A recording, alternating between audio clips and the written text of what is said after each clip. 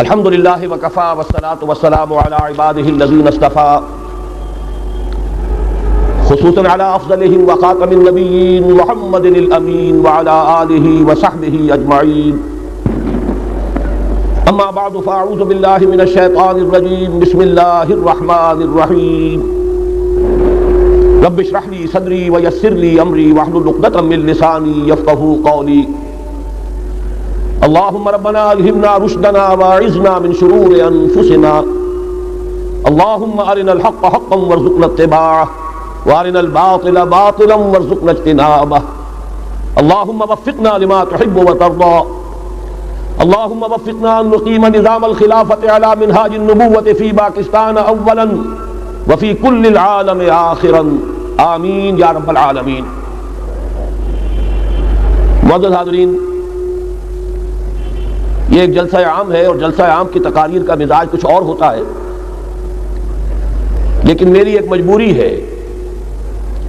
میں بنیادی طور پر قرآن اور سنت و سیرت رسول صلی اللہ علیہ وسلم کا طالب علم ہوں،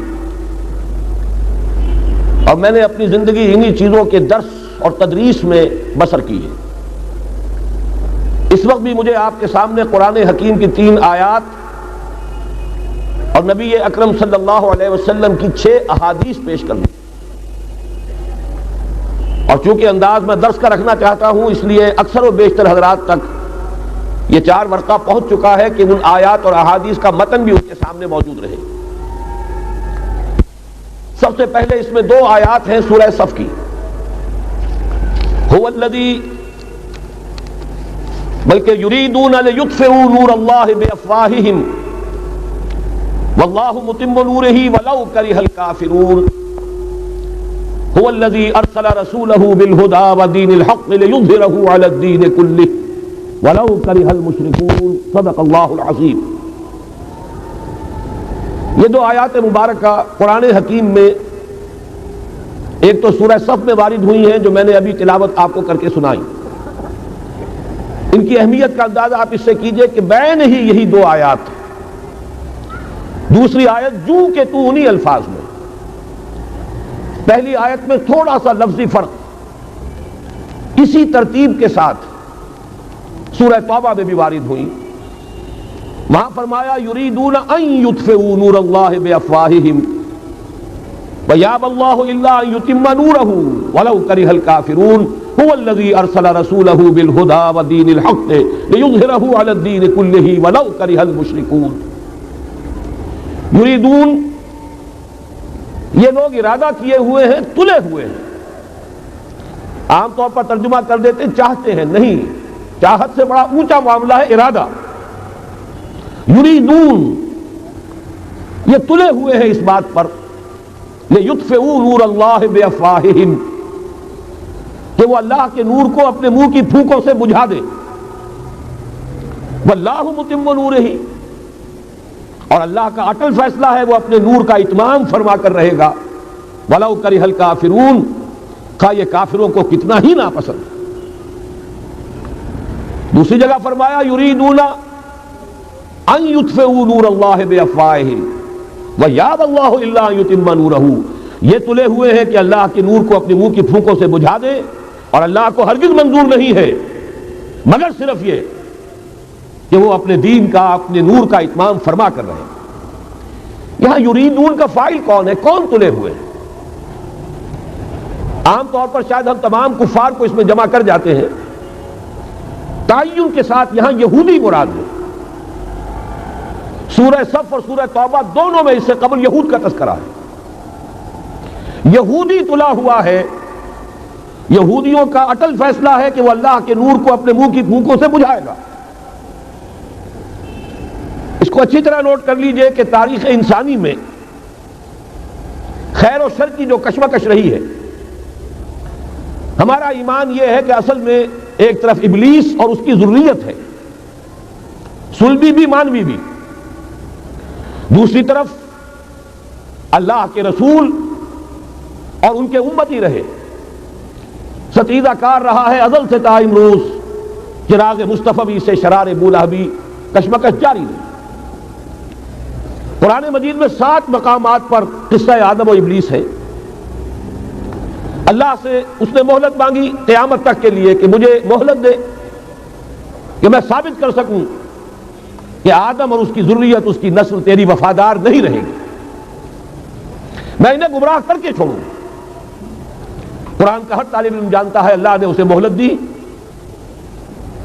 اور اس نے پھر جو دھمکی دی تھی بار بار آیا ہے، میں آدم کی نسل کا اغوا کر کے رہوں گا، انہیں گمراہ کر کے رہوں گا، ان پر سامنے سے حملہ کروں گا، پیچھے سے حملہ کروں گا، دائیں سے حملہ آور ہوں گا، بائیں سے حملہ آور ہوں گا، اور تو دیکھے گا اے پروردگار کہ تو نے جو مقام اور مرتبہ خلافت عطا کیا آدم کو، آدم کی ذریت اس کی اہل ثابت نہیں۔ یہ چیلنج ہے جو قرآن مجید میں آیا ہے۔ اب ایک بات یہ نوٹ کیجئے کہ اس ذریت آدم کا جو ازلی دشمن ہے ابلیس، اس کا سب سے بڑا ایجنٹ اس دنیا میں کئی ہزار برس سے یہودی ہے۔ دنیا میں انسانوں میں ان کے سب سے بڑے ایجنٹ کارندے، وہ مغضوب علیہم قوم، وہ ملعون قوم، لعن الذین کفروا من بنی اسرائیل علی لسان داؤد و عیسی ابن مریم۔ تاریخ یہ بتا رہی ہے کہ ان کی دشمنی ہمیشہ رہی، تمام انبیاء سے رہی۔ حضرت مسیح علیہ السلام کو انہوں نے اپنے بس پڑتے سولی پر چڑھایا۔ خود نبی اکرم صلی اللہ علیہ وسلم اور آپ کے صحابہ کے ساتھ جو معاملہ رہا، میں اس پر تاریخ اور سیرت بیان نہیں کر سکتا، صرف قرآن مجید کی گواہی دے رہا ہوں۔ لَتَجِدَنَّ أَشَدَّ النَّاسِ عَدَاوَةً لِلَّذِينَ آمَنُوا الْيَهُودَ وَالَّذِينَ أَشْرَكُوا۔ تمام انسانوں میں مسلمانوں کے بدترین دشمن یہودی اور مشرک ہیں۔ یہ یہودی، میں چاہتا ہوں کہ تاریخ جو ہماری امت مسلمہ کی ہے اس کے حوالے سے ان کا جو بھی کردار رہا ہے اس پر ایک نظر ڈال لیجیے۔ سب سے پہلے عبداللہ ابن سبا یہودی نے اسلام کا لبادہ اوڑھ کر مسلمانوں کو آپس میں ٹکرایا، الفتنۃ الکبریٰ۔ 1,00,000 مسلمان ایک دوسرے کی تلواروں اور نیزوں سے ختم ہوئے۔ خلافت کی توسیع کا جو سیلاب چل رہا تھا، تھمتا نہ تھا کسی سے سیل رواں ہمارا، وہ آپس کی چپقلش سے، خانہ جنگی سے اس سیلاب کے آگے بڑھنے کی توسیع کا معاملہ ختم ہو گیا۔ اس کے بعد تاریخ ایک عجیب حقیقت سامنے لاتی ہے جس کی گواہی خود انہوں نے دی ہے۔ بن گوریان نے جو کتاب لکھی ہے اس میں تسلیم کیا۔ مسلمانوں کی مہربانی، ایک رؤوف اور رحیم رسول کی امتی ہونے کے ناطے ان میں شفقت اور رحمت، جیسے اللہ تعالیٰ نے حضور سے کہا قرآن میں 2 مرتبہ، اے نبی آپ کی رافت اور شفقت سے یہ کافر اور منافق فائدہ نہ اٹھانے پائیں۔ یا ایھا النبی جاہد الکفار والمنافقین واغلظ علیہم، ان پر سختی کی۔ لیکن یہ کہ حضور کا اپنا ایک مزاج تھا، شفقت، رحمت للعالمین بنا کر بھیجے گئے۔ اسی کا عکس تھا صحابہ کرام میں۔ سب سے پہلا سہارا جو انہیں ملا ہے 550 برس کے بعد انہیں یروشلم میں داخلے کی اجازت حضرت عمر نے دی ہے رضی اللہ تعالیٰ عنہ۔ ورنہ 70 عیسوی میں جب ٹائٹس نے یروشلم کو برباد کیا، ہیکل سلیمانی کو مسمار کیا، 1,33,000 یہودی ایک دن میں قتل کیے، اور اس وقت سے جو جلا وطن کیا ہے تو یہ یروشلم میں داخل نہیں ہو سکتے تھے 550 برس تک، تاکہ اللہ تعالیٰ نے حضرت عمر رضی اللہ تعالیٰ عنہ کے دست مبارک پر یروشلم کو فتح کرایا، اور آپ نے پھر اس کو ڈکلیئر کیا اوپن سٹی۔ یہاں عیسائی بھی آئے، یہودی بھی آئے، اگرچہ ایک حقیقت تاریخی لوگوں کے علم میں نہیں ہے۔ یروشلم میں جو اس وقت عیسائی تھے، انہوں نے جب سرنڈر کیا، انہوں نے ایک شرط پیش کی، یہ ان عیسائیوں کی طرف سے پیش کردہ شرط تھی کہ آپ چاہے یہودیوں کو یہاں آنے کی اجازت دے دیں، بسنے کی اجازت نہیں دیں گے، وہ یہاں کوئی جائیداد نہیں خرید کر سکیں گے، وہ یہاں آباد نہیں ہو سکیں گے۔ چنانچہ اس وقت سے لے کر 1917 تک کوئی یہودی فلسطین میں آباد نہیں ہو سکا۔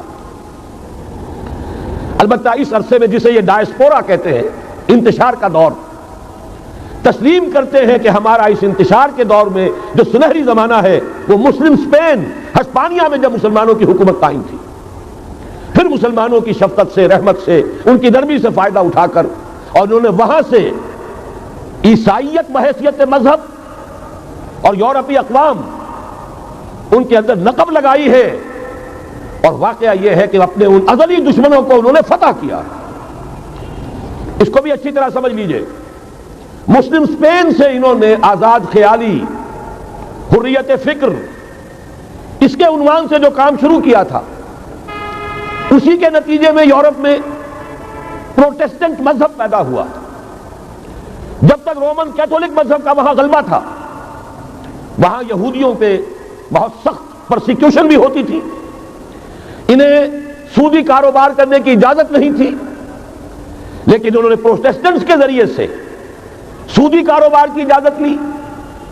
نمبر 2، آزادی کے نام پر جنسی بے راہ روی کو فروغ دیا، سود کا جال پھیلا کر مالیاتی طور پر اپنی شکنجے میں یورپ کو کس لیا۔ اور تیسری طرف سائنٹیفک جو ترقی ہو رہی تھی، اس کا رخ مادہ پرستی کی طرف پھیر کر جدید دجالی تہذیب کی بنیاد ڈالی۔ علم تو بہت بڑی نعمت ہے، لیکن یہ علم انسان کے لیے مضر ثابت ہوا۔ کیوں؟ اس لیے کہ مادہ پرستی اور الحاد، مذہب کی دشمنی جب یہ کسی قوم کے اندر آ جاتی ہے تو ظاہر ہے کہ اب جتنے وسائل اس کے پاس آ جائیں گے وہ منفی مقاصد کے لیے استعمال ہوں گے، ان کے نتیجہ انسانوں کے حق میں خیر نہیں شر کی صورت میں برآمد ہوگا، اور وہی در حقیقت آج کی یہ دجالی تہذیب ہے۔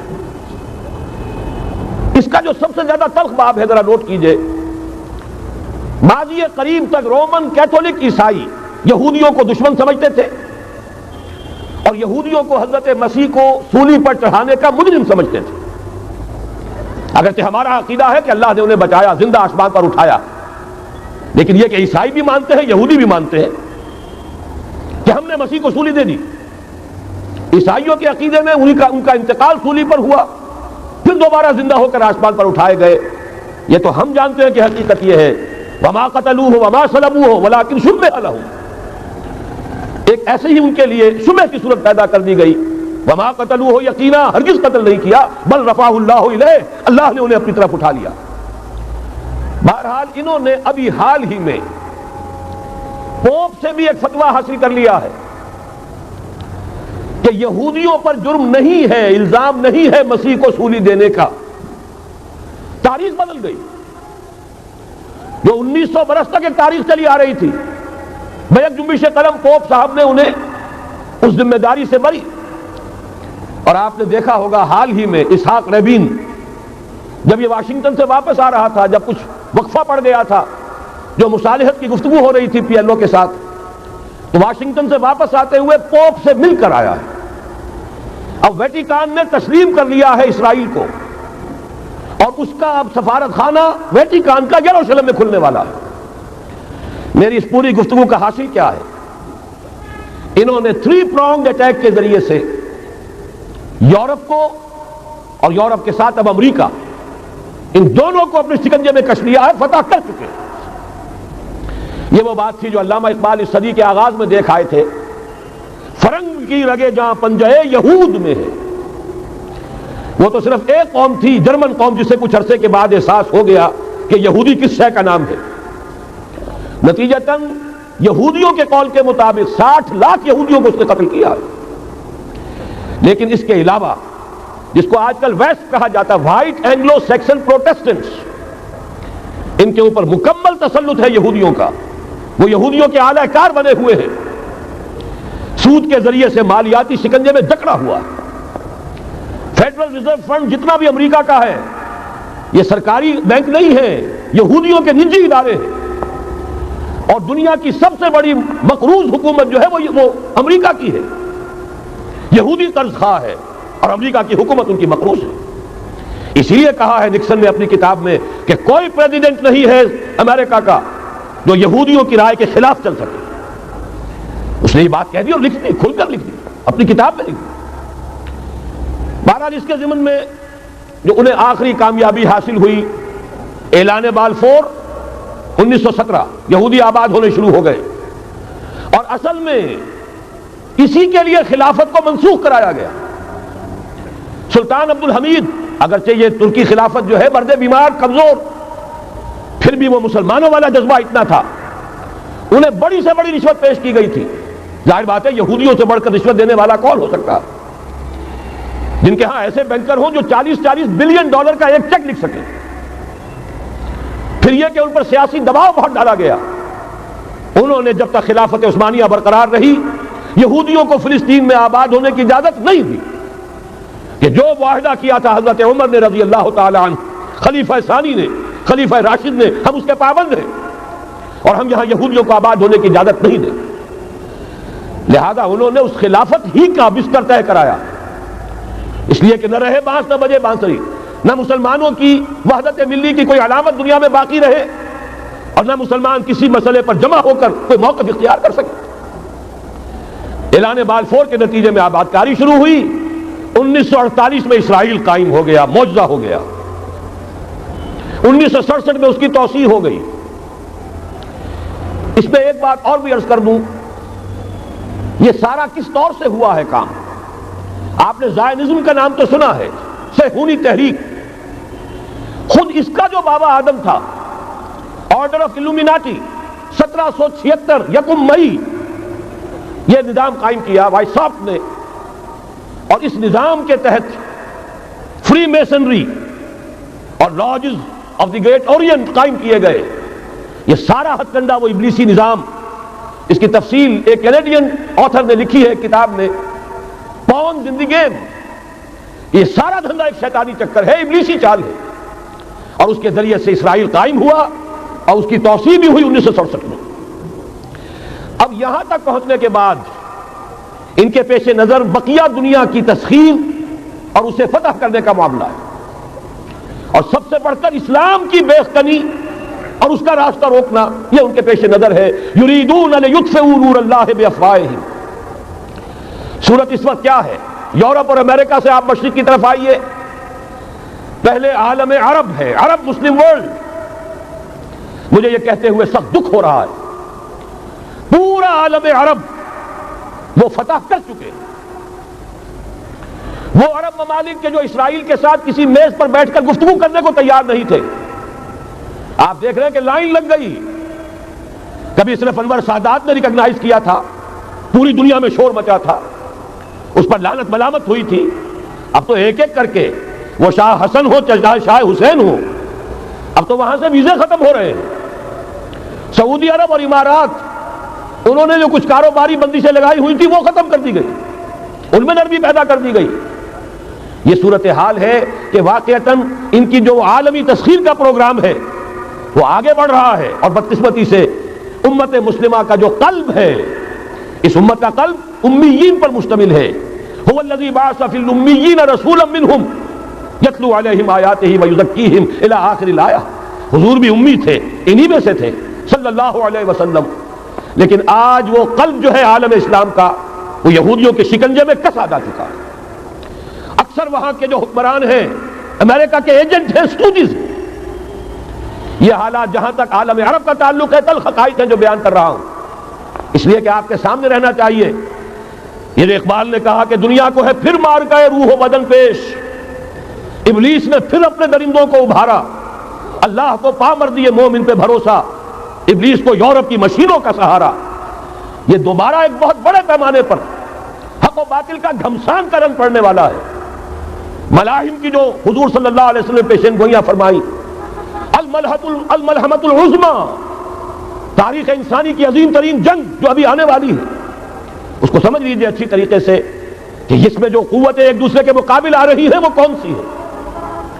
نیو ورلڈ آرڈر کہنے کو امریکہ کے زیر قیادت ہے، حقیقت میں امریکہ خود یہودیوں کے پنجے میں ہے۔ یہ وہی ابلیسی طاقت ہے جو آگے بڑھ رہی ہے۔ عالم عرب کو فتح کرنے کے بعد اب ان کے پاس اگلا عالم اسلام کا حصہ ہے، غیر عرب مسلم ورلڈ۔ ایران ہے، اس کے شمال مشرق میں ترکستان ہے، روسی اور چینی، مشرق میں افغانستان ہے، پاکستان ہے۔ یہ ایک بہت بڑا سالڈ بلاک ہے۔ اس کے بعد اگرچہ ہندوستان آتا ہے، بھارت، ظاہر بات ہے کہ وہاں مسلمان اقلیت میں ہے سوائے کشمیر کے، لیکن یہ نوٹ کیجئے کہ وہاں بھی کم سے کم 15-18 کروڑ مسلمان موجود ہیں۔ آج بھی دنیا کا سب سے بڑا ملک جس میں مسلمانوں کی تعداد اور جن کی نفری سب سے بڑھ کر ہے وہ بھارت ہے۔ اس کے بعد پھر انڈونیشیا، ملائیشیا ہے۔ اس سے آگے ہے پھر فار ایسٹ، ابھی انہیں فتح کرنا ہے نیو ورلڈ آرڈر کا. یوں سمجھیے کہ ابھی یہ ہارڈ نٹ ٹو کریک، ابھی ایک لوہے کا چنا ہے چائنا کی شکل میں موجود. اور مجھے یاد آ رہا ہے ڈی گال کے الفاظ بہت سے لوگوں نے سنے ہوں گے. اس نے کہا تھا کہ ہم نے خامخواہ روس کو اپنا دشمن بنا لیا ہے، وہ تو ہمارا بھائی ہے، وائٹ ریسس، وہ تو بنیادی طور پر یورپین قوم ہے. Beware of the yellow masses of the East, تمہیں گھبرانا چاہیے، تمہیں خبر لینی چاہیے. وہ مشرق بعید کے جو زرد رو لوگ ہیں، China, Indo China, Japan, yellow races. ابھی اس نیو ورلڈ آرڈر کے لیے جو فتح عالم اور تسخیر عالم کا پروگرام ہے، اس میں پہلے غیر عرب مسلمان دنیا اور پھر یہ فار ایسٹ کا خاص طور پر یلو ماسز، یہ ہے کہ جنہیں ابھی انہیں ٹیکل کرنا ہے. اور اسی لیے میں عرض کرنا چاہتا ہوں، حقائق ہمارے سامنے رہنا چاہیے. یہ 45 برس کے بعد امریکہ کو کیسے خیال آ گیا کہ کشمیر کا مسئلہ واقعی ہے؟ ساقی نے کچھ ملا نہ دیا ہو شراب میں. یہ کہاں سے رابن رافیل آئی پچھلے سال اور مسئلے کو زندہ کر کے چل دی. ہم خوش ہوئے، امریکہ نے مان لیا. حقیقت میں امریکہ کی نظر ہے اور وہ اس کو چاہتے ہیں کہ کوئی دوسرا اسرائیل بنائے، آزاد بنا کر اس کو اپنے تسلط میں لیں. اس لیے کہ اگر جو پروگرام ہے، اگر وہاں پر فرض کیجئے بہت مطالبہ ہمارا مان لیا جائے، پلیبسائٹ کرایا جائے، اس کا نتیجہ کیا ہوگا؟ آپ کو آزاد کشمیر سے بھی اپنی فوجیں نکالنی پڑیں گی، آپ کو گلگت اور بلتستان سے بھی فوجیں نکالنی پڑیں گی، بھارت بھی ادھر سے فوجیں نکالے گا. اور رہ جائے گا کون؟ یہ ٹھاٹ پڑا رہ جائے گا. جب لاج چلے گا بنجارا، رہ کون جائے گا؟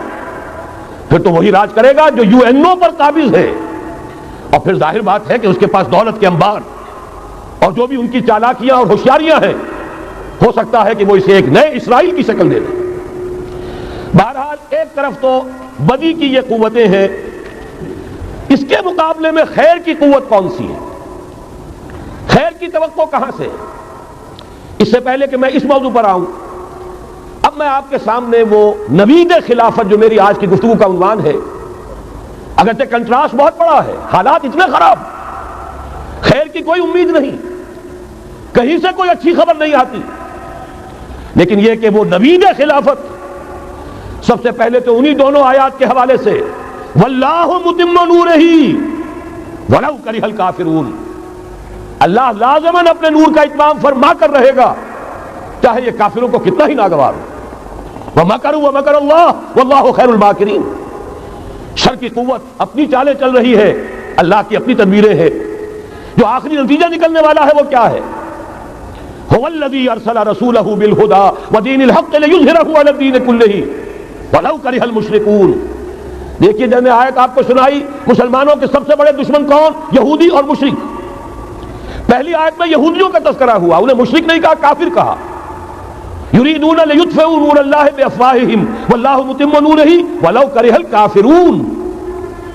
اگلی آیت میں اب آیا، اللہ نے تو اپنے رسول صلی اللہ علیہ وسلم کو بھیجا ہی اس لیے ہے، اس قطعی فیصلے کے ساتھ بھیجا ہے. الہدیٰ، کتاب ہدایت، ہدایت کاملہ قرآن مجید دے کر، دین حق، نظام عدل، عدل و قسط، نظام عدل اجتماعی، سچا دین، سچا نظام دے کر بھیجا تاکہ غالب کریں اسے کل کے کل دین پر، پورے نظام زندگی پر. وَلَوْ كَرِهَ الْمُشْرِكُونَ، چاہے یہ مشرکوں کو کتنا ہی ناگوار ہو. یہ بات تو ہو کر رہے گی، اور اس کو نوٹ کر لیجئے کہ چونکہ حضور کی بعثت ہوئی پوری نوع انسانی کے لیے، وَمَا أَرْسَلْنَاكَ إِلَّا كَافَّةً لِلنَّاسِ بَشِيرًا وَنَذِيرًا، جب تک پوری نوع انسانی پر اللہ کا دین غالب نہ ہو جائے. اس آیت مبارکہ میں اللہ کا جس فیصلہ کا اعلان کیا گیا ہے، گویا کہ ابھی وہ پورا نہیں ہوا، ہونا ہے. اسی لیے کہا تھا اقبال نے، وقت فرصت ہے کہاں، کام ابھی باقی ہے. نور توحید کا اتمام ابھی باقی ہے. کل روئے ارضی پر، کل عالم انسانیت پر اللہ کا دین غالب ہو کر رہے. اس کی پھر نوید جو اور سورہ نور میں آئی ہے، اگر آپ کے پاس یہ ہے موجود 4 ورقہ نکال لیجئے، متن کو دیکھیے. خلافت کا وعدہ، حدیث مبارک ہے حضرت نعمان بن بشیر، یہ آیت جو ہے یہ سورہ نور کی ہے. وعد اللہ الذین آمنوا منکم وعملوا الصالحات، مسلمانوں تم میں سے جو لوگ ایمان اور عمل صالح کا حق ادا کر دیں گے، دعا کیجئے اللہم ربنا اجعلنا منہم، اے اللہ ہمیں اس کی توفیق دے، اللہم وفقنا لہذا، اے اللہ ہمیں اس کی توفیق عطا فرما۔ لیکن اگر تم یہ کر دو گے تو اللہ کے 3 وعدے ہیں، لَيَسْتَخْلِفَنَّهُمْ فِي الْأَرْضِ كَمَا اسْتَخْلَفَ الَّذِينَ مِن قَبْلِهِمْ، انہیں زمین میں خلافت عطا کرے گا لازماً، جیسے کہ ان سے پہلوں کو عطا کی تھی۔ یاد کر لیجئے وہ آیت سورہ صاد کی، یا داؤد انا جعلناک خلیفۃ فی الارض، جیسے حضرت داؤد حضرت سلیمان کو خلافت اور حکومت عطا کی، ایسے ہی مسلمانوں تمہیں عطا کرے۔ وَلَا يُمَكِّنَنَّ لَهُمْ دِينَهُمُ الَّذِي ارْتَضَىٰ لَهُمْ، اور ان کا وہ دین اسلام جو اللہ نے ان کے لیے پسند کر لیا ہے اسے تمکن غلبہ عطا کرے گا۔ وَلَا يُبَدِّلَنَّهُمْ مِن بَعْدِ خَوْفِهِمْ أَمْنًا، اور وہ بدل دے گا خوف کی حالت کو امن کی حالت سے۔ یہ 3 وعدے اصل میں ایک ہی ہیں۔ مسلمانوں کو خلافت عطا ہو جائے، ظاہر بات ہے دین کا غلبہ ہوگا، دین کا غلبہ ہو گیا، مسلمانوں کی حکومت ہو گئی، مسلمانوں کے لیے کوئی اندیشہ نہیں، خوف نہیں۔ اب نوٹ کیجئے تاریخی اعتبار سے جو اب وہ خیر کی بات چلنی شروع ہوئی، یہ آیت نازل ہوئی ہے سن 5 کے اواخر میں یا سن 6 کے شروع میں۔ چونکہ صحابہ کرام دونوں شرطیں پوری کر چکے غزوہ احزاب میں، اپنے صبر اور مثابرت، اپنی استقامت، اپنی قربانی، اس کا پورا ثبوت دے چکے، جبکہ وہ رضیہ یہ شعر پڑھ رہے تھے، نحن الذین بایعوا محمدا علی الجہاد ما بقینا ابدا، ہم وہ لوگ ہیں جنہوں نے محمد سے صلی اللہ علیہ وسلم جہاد کی بیعت کی ہے، اب یہ جاری رہے گا جب تک جان میں جان ہے۔ لہذا شرطیں چونکہ پوری ہو چکی، لہذا اللہ کی طرف سے اس کی جزا، اس کا بدلہ، وعدہ شروع ہو گیا پورا ہونا۔ سن 6 میں صلح حدیبیہ ہو گئی، انا فتحنا لک فتحا مبینا، سن 7 میں خیبر فتح ہو گیا، 8 میں مکہ فتح ہو گیا، 9 میں پورے عرب کی صفائی کر دی گئی، موپنگ اپ آپریشن، فَإِذَا انْسَلَخَ الْأَشْهُرُ الْحُرُمُ فَاقْتُلُوا الْمُشْرِكِينَ حَيْثُ وَجَدتُّمُوهُمْ، گویا کہ پورے جزیرہ نما عرب پر وہ نظام قائم ہو گیا، اللہ کی حکومت اور اس کے نیک بندوں کی خلافت۔ اس کے بعد کل 24 برس میں یہ نظام کہاں سے کہاں پہنچا، ترکستان کے علاقے سے لے کر اور شمالی افریقہ کا اکثر و بیشتر علاقہ شامل، یہاں اب اللہ کا نور جگمگا رہا ہے، توحید کا ڈنکا بج رہا ہے۔ البتہ جیسا کہ میں عرض کر چکا ہوں، پھر وہ یہودی سازش، آپس کا اختلاف، خانہ جنگی قدم رک گئے۔ نہ صرف یہ کہ قدم رک گئے، حادثہ اس سے بھی بڑا ہوا، زوال شروع ہو گیا۔ یہ جو اس کے بعد سے آج تک ہماری تاریخ ہے 1400 برس کی، اس کے لیے ایک حدیث ہے جو اس کتاب کے 4 صفحے پر درج ہے، یہ اگر آپ کو نہیں بھی ملا ہے تو جاتے ہوئے لے کے جائیے گا، یہ ہمارا ہدیہ ہے۔ اس لیے کہ جو مایوس کن حالات ہیں جن سے ہم دوچار ہیں، ان میں ہمارا حال یہ ہے کہ سمجھنے دے مجھے اے نا امیدی کیا قیامت ہے، کہ دامانے خیال یار چھوٹا جائے ہے مجھ سے، امید کا دامن ہاتھ سے چھوٹ جاتا، کیسے حالات سیدھے ہو جائیں گے، کیسے خلافت آ جائے گی۔ جیسے قرآن مجید میں تذکرہ ہے، جب پہلی مرتبہ یروشلم کو برباد کیا ہے نبوکدنضر نے، حضرت عزیر جب آئے ہیں وہاں دیکھا شہر کو، کوئی متنفس نہیں، کوئی 2 اینٹیں سلامت نہیں، ان کی زبان سے الفاظ نکل گئے، انا یحیی ھذہ اللہ بعد موتھا، یہ بستی جو ایسے ویران ہو گئی اللہ اسے کیسے دوبارہ زندہ کرے گا۔ سورہ بقرہ میں واقعہ مذکور ہے، میں صرف حوالہ دے رہا ہوں۔ آج وہی حال ہمیں نظر آ رہا ہے، دنیا میں خلافت کیسے آ جائے گی؟ یہاں تو ڈنکا بج رہا ہے امریکہ کا، یہاں تو طاقت وہ ہے، اسرائیل کا خنجر جو ہے عالم عرب میں بھپا ہوا ہے، اور غیر عرب مسلم ورلڈ میں بھارت کا خنجر، اور دونوں خنجر کا نشان ہے۔ کبھی نقشہ دیکھا ہو، اسرائیل تو واقعتاً خنجر کے مانند تھا، جب تک یہ ویسٹ بینک شامل نہیں ہوا تھا اس کی شکل بالکل خنجر کی، اوپر دستہ اور نیچے وہ پھل، عالم عرب کے سینے میں پیوست۔ یہی بھارت کا حال ہے، آپ نقشہ دیکھیے، کشمیر خنجر کے دستے کے مانند ہے اور نیچے وہ تکون جا رہی ہے، اور اسی نے جدا کیا ہے عالم اسلام کا ایک حصہ جو مغربی پاکستان کے ساتھ ہو گیا، اور وہ جو بنگال مشرقی پاکستان سے ہوتے ہوئے انڈونیشیا ملائیشیا علیحدہ ہو گئے۔ اس پورے کو ذہن میں رکھیے تو یہاں بھی وہ خنجر اسی طرح پیوست ہے۔ حالات اتنے مایوس کن، ہماری کوئی حیثیت نہیں، ہمارے حکمرانوں کے دنیا میں مذاق اڑتے ہیں، ہمارے وسائل ان کے زیر تسلط ہیں، ان کے قبضے میں ہیں، ہماری پالیسیاں وہ بناتے ہیں، ہمارے لیے بجٹ انسٹرکشنز وہاں سے آتی ہیں، ٹیکسیشن پالیسیز ان کے احکام کے مطابق بنتی ہیں، پھر کہاں سے ہو جائے گا؟ انا یحیی ھذہ اللہ بعد موتھا، کیسے زندہ کرے گا؟ میں اس کے لیے آپ کو یہ حدیث سنانا چاہتا ہوں تاکہ وہ یقین پیدا ہو۔ ایمان بالغیب جو پہلی شرط ہے قرآن مجید کی ہدایت سے استفادے کی، الف لام میم ذالک الکتاب لا ریب فیہ ھدی للمتقین الذین یؤمنون بالغیب۔ نبی نے خبر دی صلی اللہ علیہ وسلم، اور آپ نے اپنی تاریخ، اپنی امت کی کل تاریخ کے 5 ادوار گنا دیے۔ حضرت نعمان بن بشیر کی حدیث مسند احمد بن حنبل میں، تکون النبوۃ فیکم ما شاء اللہ ان تکون، مسلمانوں تمہارے مابین نبوت قائم رہے گی، موجود رہے گی، یعنی میں بنفس نفیس تمہارے مابین رہوں گا جب تک اللہ چاہے گا۔ ثم یرفع اللہ اذا شاء یرفعها، پھر جب اللہ چاہے گا نبوت کو اٹھا لے گا، یعنی میرا انتقال ہو جائے گا۔ دوسرے دور کی خبر دی، ثم تکون خلافۃ علی منہاج النبوۃ، پھر ایک دور آئے گا خلافت کا عین نبوت کے نقش قدم پر، کوئی فرق نہیں ہوگا، وہی نظام جو میں نے قائم کیا ہے جو کا تو قائم رہے گا، میرے نقش قدم پر وہ خلافت ہوگی۔ فرمایا وہ بھی رہے گا جب تک اللہ چاہے گا، پھر وہ بھی ختم ہو جائے گا۔ پھر فرمایا تیسرا دور آئے گا، ثم تکون ملکن عاضا، ظالم ملوکیت، بادشاہی، محل بنیں گے، ٹھاٹ جمیں گے، ظلم کا سکہ رواں ہوگا، ناجائز قتل ہوں گے۔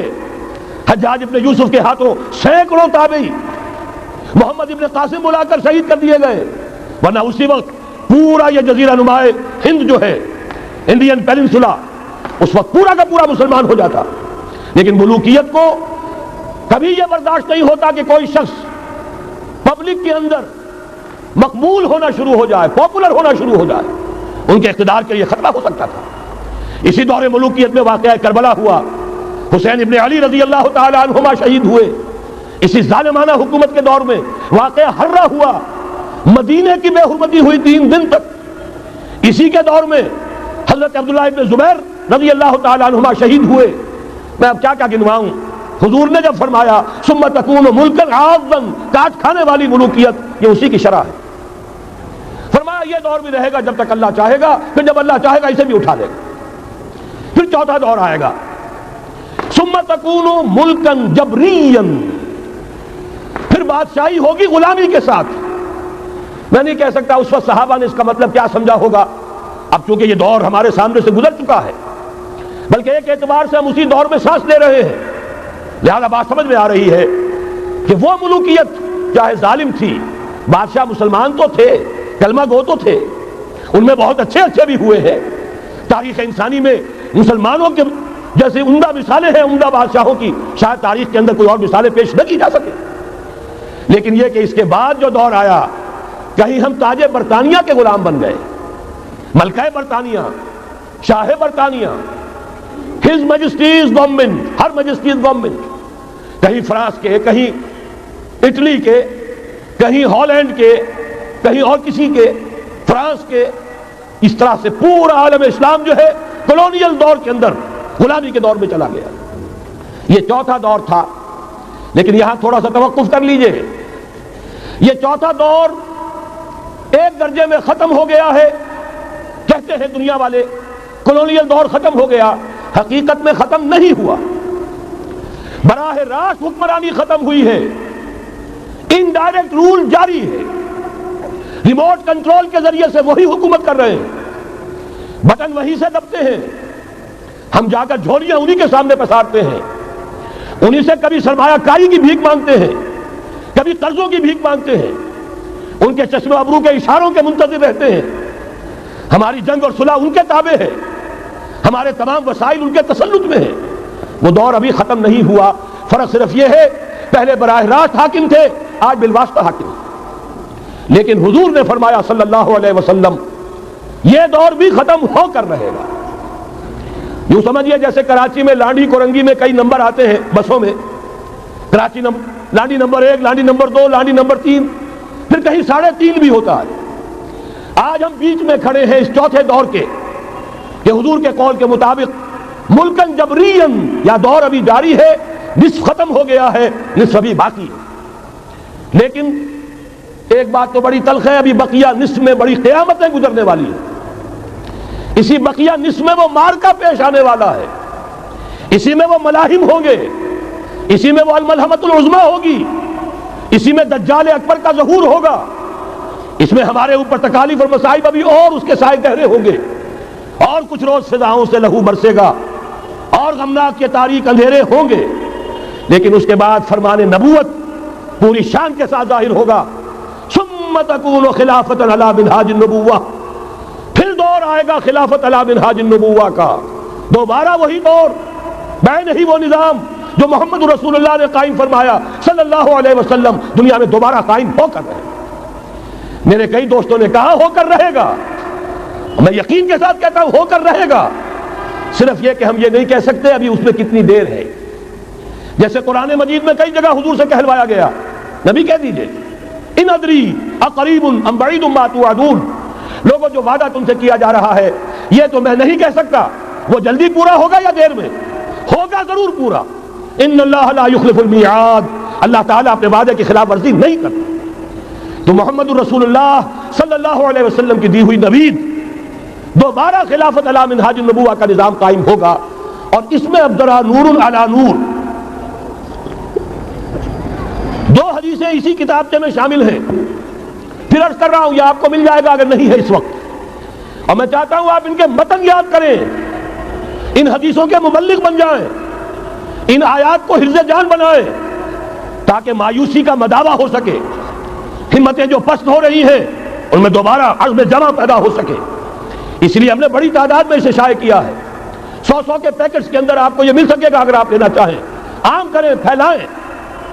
پہلی حدیث ہے مسلم شریف کی، صحیحین میں سے ایک، سند کے اعتبار سے بلند ترین درجہ، حضرت ثوبان اس کے راوی ہے رضی اللہ تعالیٰ عنہ، بڑے پیارے الفاظ ہیں محمد الرسول اللہ صلی اللہ علیہ وسلم کے، فرماتے ہیں ان اللہ زوالی الارض، اللہ نے میرے لیے پوری زمین کو سکیڑ دیا، لپیٹ دیا، فرائیت مشارقہا و مغاربہا، میں نے اس کے سارے مشرق دیکھ لیے، سارے مغرب دیکھ لیے، وَإِنَّ أُمَّتِي سَيَبْلُغُ مُلْكُهَا مَا زُوِيَ لِي مِنْهَا، اور یقین رکھو میری امت کی حکومت ان تمام علاقوں پر قائم ہو کر رہے گی جو مجھے اس طرح زمین کو سکیڑ کر اور لپیٹ کر دکھا دیے گئے۔ اب جس شخص کو بھی محمد کی رسالت پر ایمان ہے صلی اللہ علیہ وسلم، اسے کوئی شک نہیں ہو سکتا۔ دوسری روایت حضرت مقداد سے، یہ مسند احمد ابن حنبل کی روایت، حضرت مقداد رضی اللہ تعالیٰ عنہ فرماتے ہیں حضور نے ارشاد فرمایا لا يبقى على ظہر الارض بیت مدر ولا وبر الا ادخلہ اللہ کلمۃ الاسلام، اس روئے ارضی پر کوئی گھر نہیں بچے گا، نہ اینٹ گارے کا بنا ہوا نہ کمبلوں کا بنا ہوا خیمہ رہے گا جس میں اللہ تعالیٰ کلمہ اسلام کو داخل نہ کر دے، کل روئے ارضی پر ہر گھر میں اسلام داخل ہوگا۔ لیکن اس میں بڑی اہم بات ہے، ہمارے بعض دانشور آج جو گمراہیاں پھیلا رہے ہیں اس کا توڑ اس حدیث میں ہے، اور ہمیں صدمہ ہے، علامہ اقبال کا فرزند، اور وہ اس مغالطوں کو عام کر رہا ہے، اور بھی چھٹ بھئیے دانشور تھے، ان کی بات کی کوئی اہمیت نہیں تھی، لیکن اب وہی بات کہی ہے ڈاکٹر جاوید اقبال نے، اس حدیث میں اس کا توڑ ہے، اسلام کا غلبہ ہوگا تو کیسے ہوگا؟ بعز عزیز و ذل ذلیل، یا تو کسی عزت والے کے اعزاز کے ساتھ ہوگا، اور یا کسی کمزور کی مغلوبیت کی بنیاد پر ہوگا۔ اما یعزہم اللہ، یا تو اللہ گھر والوں کو، خیمے والوں کو اعزاز عطا فرمائے گا، فیکونون من اہلہا، وہ اسلام ہی کے کلمے کو قبول کر لیں گے، وَإِمَّا يُذِلُّهُمْ، یا اللہ انہیں مغلوب کر دے گا، فَيَدِينُونَ لَهَا، اور ان کے لیے لازم ہوگا کہ وہ اسلام کی تابعداری اختیار کریں۔ یہی دو راستے ہیں، یہی سورہ توبہ میں بتایا گیا تھا، ان یہودیوں سے، ان نصارہ سے مسلمانوں جنگ جاری رکھو، حتیٰ یؤتوا الجزیۃ عن ید وہم صاغرون، یہاں تک کہ اپنے ہاتھ سے جزیہ پیش کریں، چھوٹے بنیں، اسلام کی بالادستی کو قبول کریں۔ میثاق مدینہ یہ تو اصل میں جد و جہد کے دوران کا ایک مرحلہ ہے، دوران میں تو کبھی صورتحال بدلتی ہے، تدبیریں ہوتی ہیں، صلح بھی ہوتی ہے، جنگ بھی ہوتی ہے، آخری فیصلہ قرآن کا کیا ہے؟ مسلمان اور غیر مسلم مل کر ایک امت نہیں بن سکتے، ایک ملت نہیں بن سکتے۔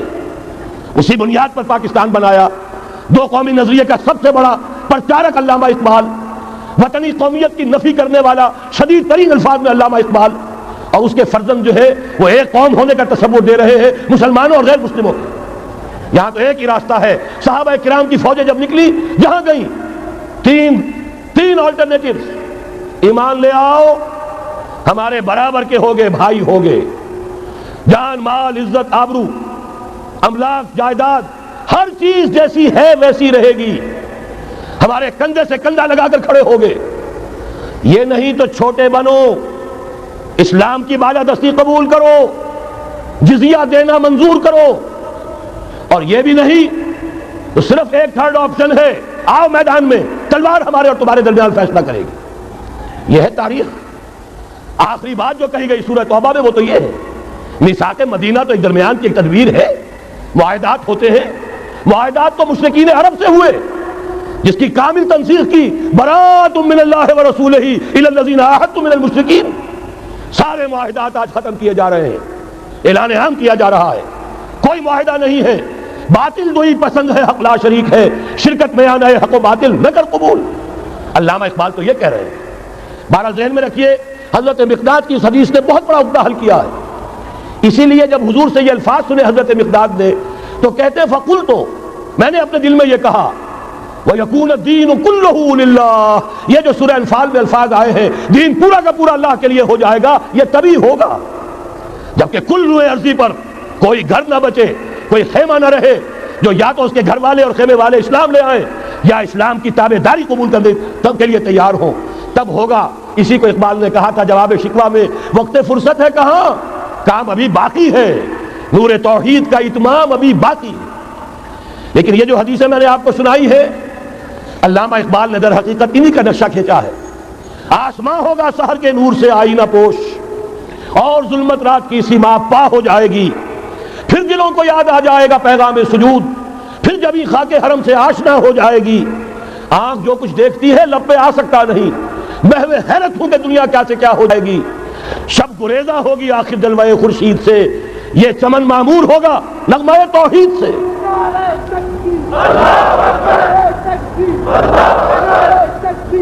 میں نے اس پر جو عنوان قائم کیا ہے، کل جہاں معمور ہوگا نغمہ توحید سے، یہ پورا کا پورا عالم کرۂ ارضی جگمگا اٹھے گا۔ اشرقت الارض بنور ربہا، وہ نور رب کا جب اطمینان ہوگا پوری یہ زمین اس سے چمک اٹھے گی۔ یہ ہے وہ پیشین گوئیاں۔ اب میں آپ کو بتانا چاہتا ہوں کہاں سے ہوگا۔ موٹی سی بات یہ ہے، پہلے خلافت علی منہاج النبوہ کا نظام قائم ہوا، کل روئے ارضی پر ایک دم نہیں ہو گیا۔ ایک ملک جزیرہ نما عرب، محمد رسول اللہ صلی اللہ علیہ وسلم والذین معہ رضی اللہ تعالی عنہم اجمعین، ان کی جد و جہد، ایثار، قربانی، اس کے نتیجے میں جزیرہ نما عرب وہاں یہ نظام قائم ہو گیا۔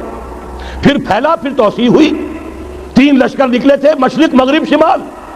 شمال میں اوشیائے کوچک ترکی کا علاقہ، مشرق میں خراسان تک، مشرق میں یہ ماوراء النہر تک، مغرب میں بحر اوقیانوس تک۔ دشت و دشت ہیں، دریا بھی نہ چھوڑے ہم نے، بحر ظلمات میں دوڑا دیے گھوڑے ہم نے۔ اب بھی یہی ہوگا، کسی ایک جگہ سے ہوگا۔ یہ میں اب آپ کو بتانا چاہتا ہوں کہاں سے ہوگا۔ پہلے اس کے جو شواہد ہیں وہ سمجھ لیجئے، پھر حدیثیں میں سامنے لاؤں گا۔ میں نے عرض کیا تھا کہ مغرب سے یہ سیلاب نیو ورلڈ آرڈر کا چلا، جو کہ در حقیقت یہودیوں کا مالیاتی نظام ہے۔ اس مالیاتی شکنجے میں انہوں نے یورپ امریکہ کو جکڑا ہوا ہے۔ اس کے بعد ان کی فتوحات کا دائرہ عالم عرب ان کے شکنجے میں آ چکا۔ ابھی آپ نے خبریں پڑھی ہوں گی، اب تو ہزاروں فنڈامنٹل سعودی عرب میں گرفتار ہو رہے ہیں، علماء گرفتار ہو رہے ہیں۔ یہ ساری حکومتیں جو امریکہ کے ایجنٹوں پر مشتمل ہیں، در حقیقت یہی سب سے پہلے اپنے ہاں کے جو مسلمان ہیں جنہیں یہ کہتے ہیں کہ یہ فنڈامنٹلسٹ ہیں، سب سے پہلے تشدد ان کی طرف سے ہوگا۔ بہرحال اب اس سے آگے ہے عالم اسلام کا وہ حصہ جس میں میں اور آپ بھی ہیں، یہ غیر عرب عالم اسلام، ایران سے شروع ہو کر پھر افغانستان، جو حضور کے زمانے میں خراسان کہلاتا تھا۔ یہ پورا افغانستان، کچھ تھوڑا سا حصہ ایران کا، کچھ تھوڑا سا حصہ روسی ترکستان کا، کچھ حصہ پاکستان کا، یہ سب حضور کے زمانے میں خراسان کہلاتا تھا۔ اس کے ضمن میں جان لیجئے اب یہ نیوکلیس بننے والا ہے، یہاں سے خلافت کا آغاز ہو کر رہے گا۔ اس کے شواہد کیا ہیں؟ پہلی بات نوٹ کیجئے، ختم نبوت کے بعد سارا سلسلہ مجددین کا ہے رحمہم اللہ. 1000 برس تک سارے مجدد عالم عرب میں پیدا ہوئے. 11ویں صدی سے یہ صنم خانہ ہند مجددین کی آماجگاہ، مجدد الف ثانی رحمت اللہ علیہ 11ویں صدی ہجری یا الف ثانی، اسی کے دوسرا 1000 سال وہیں سے شروع ہوا. کہاں کے رہنے والے تھے؟ 12ویں صدی کے مجدد اعظم شاہ ولی اللہ دہلوی، 13ویں صدی میں سید احمد بریلوی اور ان کے ساتھی شہید شاہ اسماعیل شہید، 14ویں صدی میں شیخ الہند اسیر مالٹا، انگریز سے ٹکرا جانے والا. یہ مضمون ہم نے چھاپا تھا، اگرچہ چھپا تھا وہ پاکستان روزنامہ پاکستان میں، ہم نے بھی اسے چھاپا. اب دوبارہ جو کتاب کا شائع کیا ہے انگلینڈ میں، انگلستان میں خلافت کی اذان کے عنوان سے اسپیشل ایک جو ہے ندائے خلافت کا ایشو آیا ہے، اس میں دوبارہ ریپیٹ کیا ہے. اس سے آپ کو اندازہ ہوگا شیخ الہند کی شخصیت کا. جرمنی تک سے ان کی گفتگو چل رہی تھی، دارالخلافہ ترکی سے گفتگو چل رہی تھی، ہندوستان کو آزاد کرا کر دوبارہ اس کو ایک دارالاسلام کی شکل دینا. اس لیے کہ اس وقت تک آپ کو معلوم ہونا چاہیے ہندو ابھی سویا ہوا تھا. وہ غلامی کا جو بھی اس کے اوپر اثر پڑا تھا مسلمانوں کی 1000 سالہ غلامی کا، اس کی وجہ سے اس میں کوئی حوصلہ تھا ہی نہیں. سیاست کے میدان میں ہندو ابھی آیا ہی نہیں تھا. اس وقت اگر کہیں وہ تجویز کامیاب ہو جاتی، وہ برلن پلان، وہ ریشمی رومال تحریک، تو واقعہ یہ ہے کہ 30 برس اور یہ بر عظیم پاک و ہند انگریز کا غلام نہ رہتا. وہ تحریک بھی چلی تو یہی. پھر یہ کہ اگر خلافت کو ختم کیا گیا تو احتجاجی تحریک چلی تو یہاں، اور کس شد و مت کے ساتھ مولوی اماں محمد علی کی جان بیٹا خلافت میں دے دو. پورا بر عظیم پاک و ہند گونج اٹھا. گاندھی کو شریک ہونا پڑا تحریک خلافت میں. کہاں گاندھی کہاں خلافت. پھر اور شواہد نوٹ کیجئے، وہ جو کولونیل رول بظاہر ختم ہوا ہے، تمام مسلمان ممالک بظاہر آزاد ہوئے، لیکن کہیں بھی تحریک میں اسلام کا نعرہ نہیں لگا. صرف ایک جگہ، پاکستان کا مطلب کیا، لا الہ الا اللہ، اور اس سے پھر گونج گیا پورا بر عظیم پاک و ہند، راس کماری سے لے کے درہ خیبر تک، اور ادھر مکران سے لے کر چٹاگانگ تک. پاکستان کا مطلب کیا، لا الہ الا اللہ. پوری دنیا میں اس کا کوئی نعرہ نہیں لگا. پھر پاکستان ہے وہ ملک جہاں قرارداد مقاصد پاس ہو گئی. خلافت اصولی اعتبار سے ہم نے تسلیم کر لی. جب حاکمیت اللہ کی ہے، ہمارے پاس حاکمیت نہیں، ہم حاکمیت کے مدعی نہیں. 10 کروڑ عوام کی ایک نمائندہ اسمبلی نے قرارداد مقاصد پاس کی، یہی تو خلافت ہے. ہمارے پاس جو اختیار ہے اللہ کا ڈیلیگیٹڈ ہے، اور یہ انہی حدود میں استعمال ہوگا جو خود جو اصل حاکم ہے اللہ، جو اس نے متعین کر دی ہے. پھر یہی وہ ملک ہے، واحد ملک پوری دنیا میں جس میں فیڈرل شریعت کورٹ نے بینک انٹرسٹ کو ربا حرام قرار دیا ہے. پوری مسلم ورلڈ کے اندر اس کی کوئی مثال موجود نہیں. یہ شواہد ہے. علامہ اقبال جیسا مفکر یہاں پیدا ہوا، مولانا مودودی جیسا مصنف یہاں پیدا ہوا، مولانا الیاس جیسا مبلغ یہاں پیدا ہوا، شیخ الہند جیسا مجدد یہاں پیدا ہوا. پورے عالم اسلام میں اس کی کوئی مثال موجود نہیں. اور میں تو ایک اور بات کی طرف کہتا ہوں، اللہ کے معاملات بڑے عجیب ہیں. یہ جو جنگیں ہونے والی ہے، یہ جو خیر و شر کا مارکا دنیا کو ہے، پھر مارکا ہے روح و بدن پیش. تہذیب نے پھر اپنے درندوں کو ابھارا.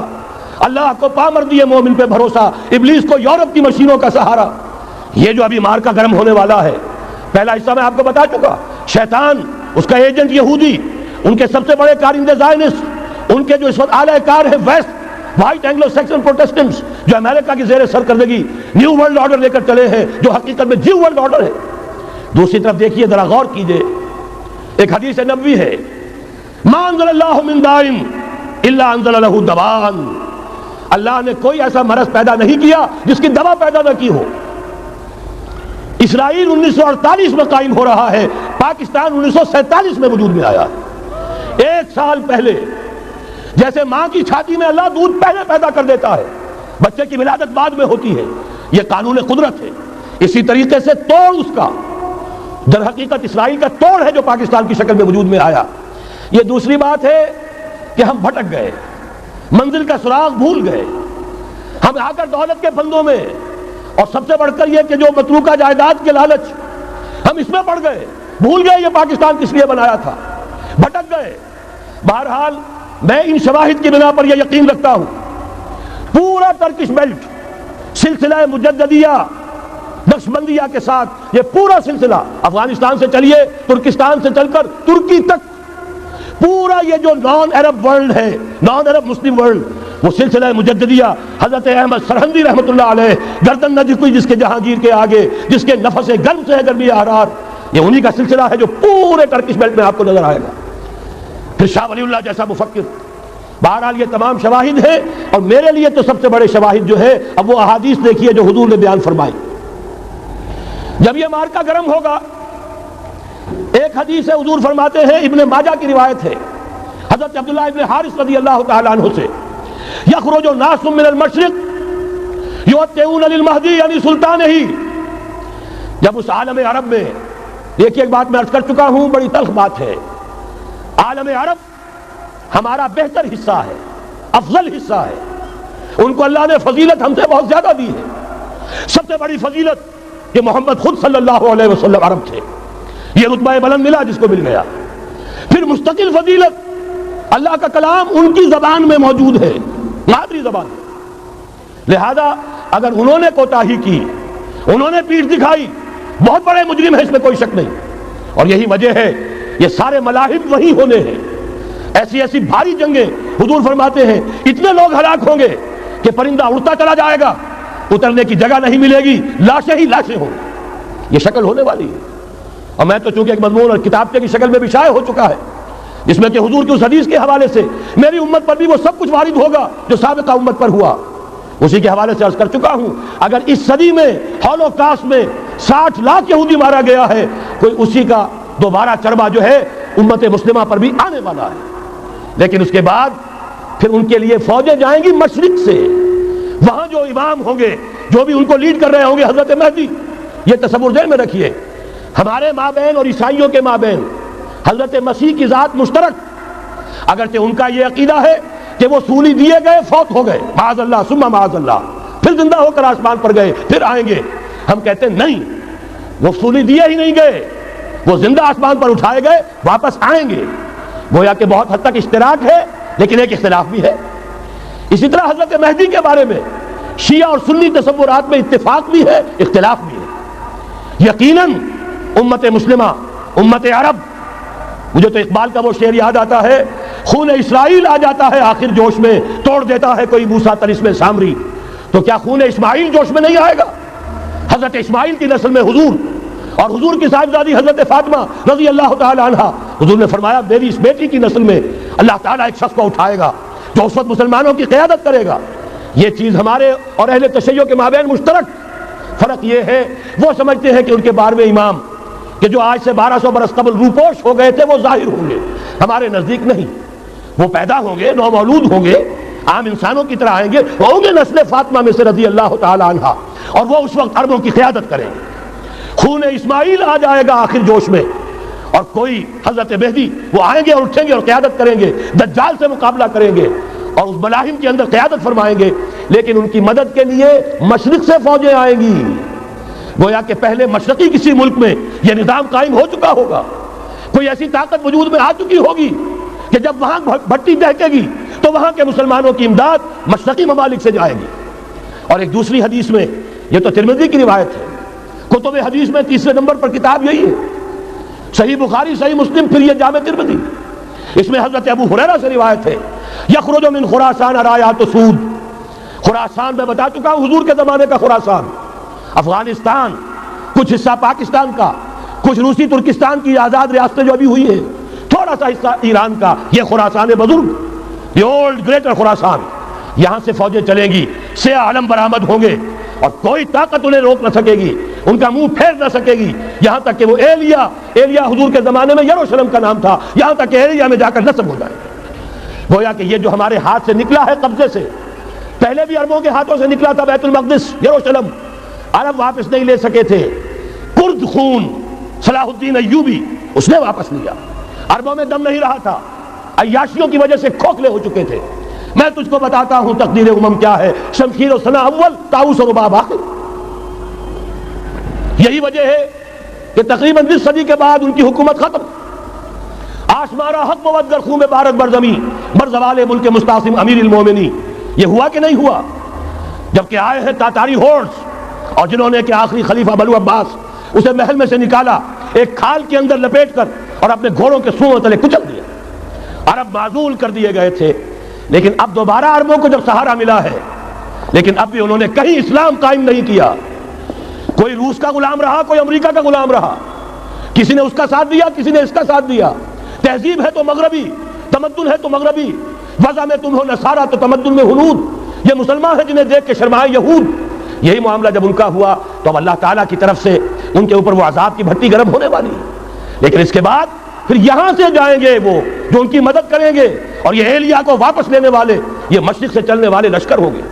یہ دو حدیثیں ابھی سن لیجئے، اور تیسری حدیث یہ ہے، حضور نے فرمایا، یہ سنن نسائی کی روایت ہے، قال رسول اللہ صلی اللہ علیہ وسلم عصابتان من امتی احفظهم اللہ من النار احرزهم اللہ من النار، میری امت کے دو لشکر ایسے ہوں گے جنہیں اللہ نے آگ سے نجات دے دی ہے، پہلے ہی سے ڈکلیئرڈ ہے۔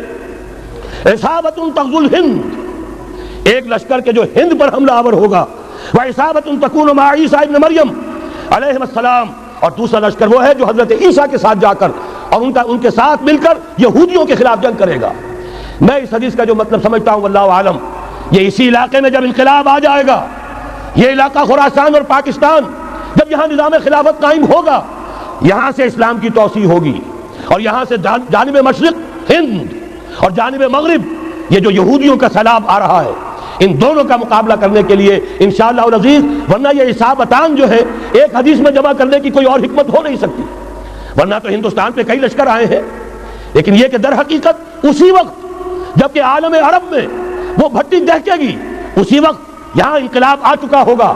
ایک طرف یہاں سے مدد کے لیے لشکر جائیں گے کہ جو مسلمان عرب جو ہیں ان کی مدد کریں گے، حضرت مہدی کے جھنڈے تلے لڑیں گے، حضرت مہدی کی حکومت کو مستحکم کریں گے، یؤتون للمہدی، دوسری طرف وہ ہندوستان کی طرف پیش قدمی کریں گے، اور یہیں سے جیسے اس وقت سیلاب نکلا تھا جزیرہ نما عرب سے، ایک داہنی طرف ایک بائیں طرف، ایران، افغانستان، ترکستان، ادھر مصر، لیبیا، الجزائر، مراکش، موریتانیہ، اسی طریقے سے انشاءاللہ اسی علاقے سے اس کا آغاز ہوگا اور بات آگے بڑھے گی۔ تو غرض اصل حاصل کیا ہے؟ یہ ہونا ہے، پچھلے آثار ثابت کر رہے ہیں کہ ہونا ہے، حضور کی احادیث بتا رہی ہے کہ یہی سے ہونا ہے۔ ہوا صرف یہ ہے ہم بھٹک گئے، ہمیں اپنی منزل یاد نہ رہی۔ میں تو بہرحال ان لوگوں میں سے ہوں جنہوں نے نعرے لگائے تھے پاکستان کا مطلب کیا، لا الہ الا اللہ۔ میں سن 46 میں یہاں حبیبیہ ہال میں قائد اعظم نے مسلم اسٹوڈنٹ فیڈریشن کے جس اجلاس کو خطاب کیا تھا، ضلع حصار سے جو 2 ڈیلیگیٹ آئے تھے ان میں سے ایک میں تھا۔ میں نے بہرحال اس تحریک میں بھی حصہ لیا ہے، ایک ننھے کارکن کی حیثیت سے لیا ہے، پھر حالات کو بدلتے اپنے آنکھوں سے دیکھا ہے، ہم کہاں سے کہاں جا پہنچے ہیں۔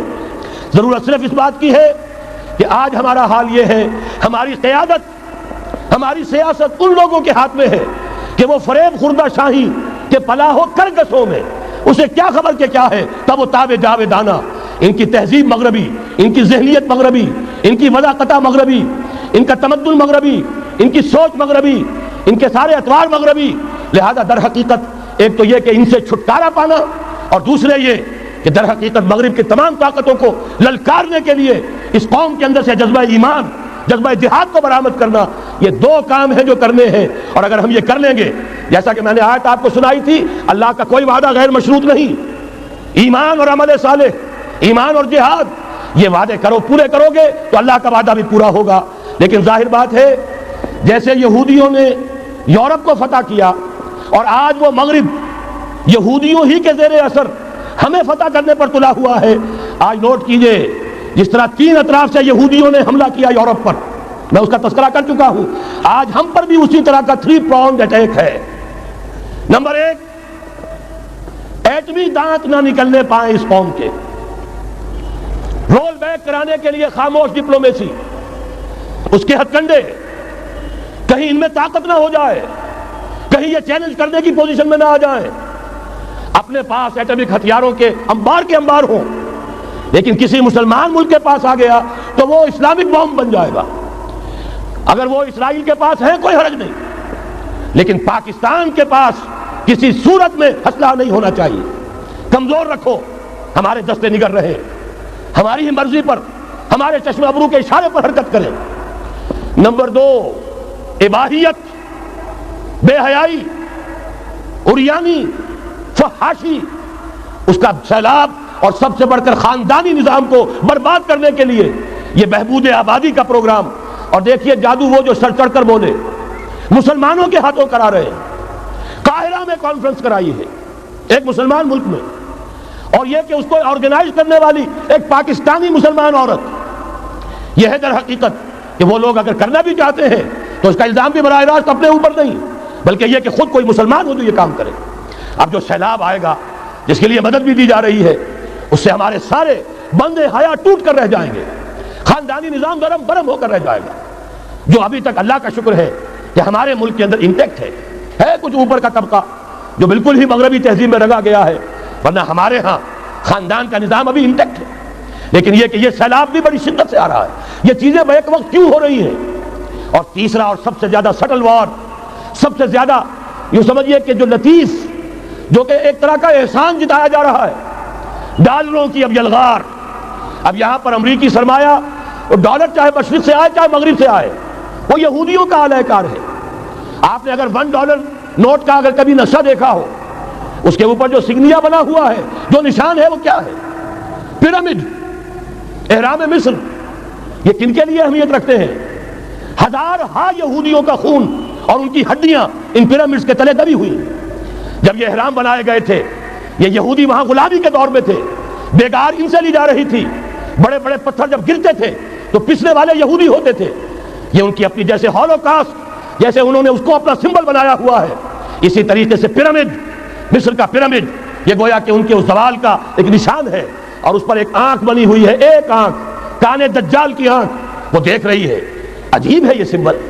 نیچے لکھا ہوا ہے نووس آرڈو سکلورم، اور یہ در حقیقت 1776 جو نیچے لکھا ہوا ہے وہ رومن حروف کے اندر یہ 1776 ہے، جو میں بتا چکا ہوں آرڈر آف ایلومیناٹی وسوپ نے قائم کیا تھا. عام دنیا یہ سمجھتی ہے کہ شاید یہ امریکہ کا یوم آزادی ہے، سن آزادی ہے. 1 مئی اس آرڈر آف ایلومیناٹی کی تاسیس 1 مئی کو ہوئی ہے. یہ 1 مئی جو منایا جاتا ہے، دھوکہ یہ دیا گیا ہے کہ یہ شکاگو کے جو مزدور ہیں ان کی یادگار ہے. حقیقت میں یہ 1 مئی اور 1776 آرڈر آف ایلومیناٹی کی تاسیس کی تاریخ ہے.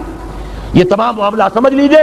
ڈالر در حقیقت ہم نے ابھی تازہ ندائے خلافت میں نعیم صدیقی صاحب کی نظم شائع کی ہے.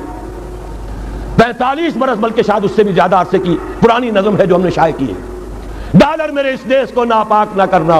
اور میں تو انہیں داد دیتا ہوں جو کچھ انہوں نے، شاعر کہتے ہیں اس کو جو صاحب شعور ہے، اس صاحب شعور نے جو مشاہدہ کیا ہے کہ ڈالر آئے گا تو کیا آئے گا ہمارے ہاں، اس کی پوری داستان اس تازہ ندائے خلافت میں ہم نے نہ معلوم کہاں سے اس کو کھود کر نکلوایا ہے. ہم ان کا احسان مانتے ہیں کہ انہوں نے اپنی یہ پرانی نظم، اب ان کی جماعت تو سب بھول بھال گئی ان چیزوں کو، اس لیے وہ اسے تج کر باہر بھی اب آ گئے. بہرحال ہمیں تو ان کی ایک ایک چیز جو ہے، مجھے تو وہ شعر آج کا اگر آپ نے جنگ کا میرا کالم پڑھا ہو، میری تو فکر کے اندر رچ بس گیا ہے. پاکستان کے بارے میں جب کہا تھا اے آندھیوں سنبھل کے چلو اس دیار میں، امید کے چراغ جلائے ہوئے ہیں ہم، ہماری امیدوں کے چراغ ہے یہ، اسلام کا گہوارہ بننے والی ملک ہے یہ، اس کو ہم نے قائم کیا تھا اسلام کے لیے. یہ آندھیاں نہ چلیں، اس ملک کو ہم نے اسلام کے چراغ جو ہے ہم نے اس میں روشن کیے ہوئے ہیں. اے آندھیوں سنبھل کے چلو اس دیار میں، امید کے چراغ جلائے ہوئے ہیں ہم. بہرحال یہ تیسرا سیلاب ہے، ننگی سرمایہ داری، جس کی پھر لعنتیں ہوتی ہیں. ایک طرف فقر، ایک طرف احتیاج، ایک طرف بھوک، ایک طرف دولت کے انبار. پہلے بھی ہمارے ہاں فرق کم نہیں ہے، لیکن اب جو ہوگا اگر یہ بات پوری ہو گئی تو وہ ننگی سرمایہ داری. اور سرمایہ داری ہی در حقیقت یہود کا سب سے بڑا ہتھ کنڈا ہے. یہ بینکنگ کا نظام، یہ سارا کا سارا سودی نظام، یہ IMF، یہ ورلڈ بینک، یہی تو ان کے سب سے بڑے ادارے ہیں. تو واقعہ یہ ہے کہ 3 طرف سے ہم پر حملہ ہو رہا ہے. اور یہ سود کے بارے میں کیا کہا تھا اقبال نے؟ ادربا آخر چمی زائد فتن، اس سود کے ام الخبائث کے پیٹ سے سوائے فتنوں کے اور کیا برآمد ہو سکتا ہے؟ کس ندانت لذت قرض حسن، کسی کو قرض حسنہ کی لذت یاد نہیں رہی. بغیر سود کے قرض دو. تمہارے پاس فاضل رکھا ہوا ہے، کسی بھائی کو دو کہ وہ اپنی معاشی گاڑی کا پہیہ چلا لے، پھر اصل واپس لے لینا. اگر اتنی ہمت نہیں ہے کہ ان تصدقوا فهو خیر لکم، صدقہ ہی کر دو تو سب سے اچھا ہے، دے ہی ڈالو اپنا فاضل سرمایہ. یسألونک ماذا ينفقون قل العفو، مت رکھو اپنے پاس، یہ گندگی ہے. لیکن اگر بڑے ہی کم ہمت ہو تو کم سے کم قرض حسنہ دو، اپنی اصل رقم واپس لینا. کسندانت قزت لذت قرض حسن ادربا جاں تیرا دل تو خشت و سنگ. اس لیے کہ سود کے ذریعے سے انسان کے اندر تاریکی پھیل جاتی ہے، دل جو ہے اینٹ کے مانند پتھر کے مانند سخت ہو جاتا ہے، کٹھور. ثم قست قلوبکم فہی کالحجارۃ او اشد قسوہ. آدمی درندہ بے دندار و چنگ، اور انسان بغیر اس کے کہ بھیڑیوں والے دانت ہوں اور بھیڑیوں والے پنجے ہوں بھیڑیا بن جاتا ہے. بہرحال اب کرنے کا کام کیا ہے اس کو سمجھیے. اس پوری صورتحال کا میں نے آپ کے سامنے نقشہ پیش کر دیا. ایک طرف مغرب سے نیو ورلڈ آرڈر، جو جیو ورلڈ آرڈر ہے، اس وقت کی سپریم پاور آن ارتھ امریکہ کی سرپرستی میں بڑی تیزی کے ساتھ حملہ آور ہے. دوسری طرف وَمَكَرُوا وَمَكَرَ اللَّهُ وَاللَّهُ خَيْرُ الْمَاكِرِينَ. اللہ کو پامردی مومن پہ بھروسہ، ابلیس کو یورپ کی مشینوں کا سہارا. اللہ تعالیٰ نے اسرائیل کا توڑ پاکستان قائم کیا. اللہ تعالیٰ نے اس کے لیے 300 برس کی تاریخ، اس کی تمہید میں مجددین امت یہاں پیدا کیے، یہاں قرارداد مقاصد پاس کرا دی 20ویں صدی عیسوی کے وسط میں کہ اکبر نام لیتا ہے خدا کا. اس زمانے میں بینک انٹرسٹ کو ربا، سود، حرام قرار دیا. یہ سارے شواہد ہیں. اب ضرورت صرف ایک بات کی ہے، ایک زبردست عوامی تحریک اٹھے. یہ عوامی تحریک کیسی ہو؟ نمبر 1، فرقہ واریت سے بلند ہو. یہ فرقہ واریت جو اس وقت بہت بڑا فتنہ بن گیا ہے، جس کی کشیدگی بڑھتی چلی جا رہی ہے، اس کے اندر اگر ہم قوم کے حیثیت سے اگر ملوث ہوتے چلے گئے آخری تباہی آ جائے. فرقہ واریت سے بلند، سیاسی کشمکش سے بلند. یہ سیاسی کشاکش، یہ حزب اختلاف، حزب اقتدار، اس سے بلند، اس سے کوئی بحث نہیں، کوئی دلچسپی نہیں. علاقائیت یا لسانی قومیت، اپنے دنیاوی حقوق کی فکر مت کرو بلکہ آخرت کی فکر کرو، اور یہاں اس کی اصل منزل خلافت کے نظام کی فکر کرو. ان تمام چیزوں کو پورا کرتے ہوئے یہاں پہ نظام خلافت قائم کیا جائے. یہ ہے واحد علاج، اور اسی کے لیے للکارنے کے لیے، اسی کے لیے دعوت دینے کے لیے ہم نے تحریک خلافت پاکستان کا آغاز کیا.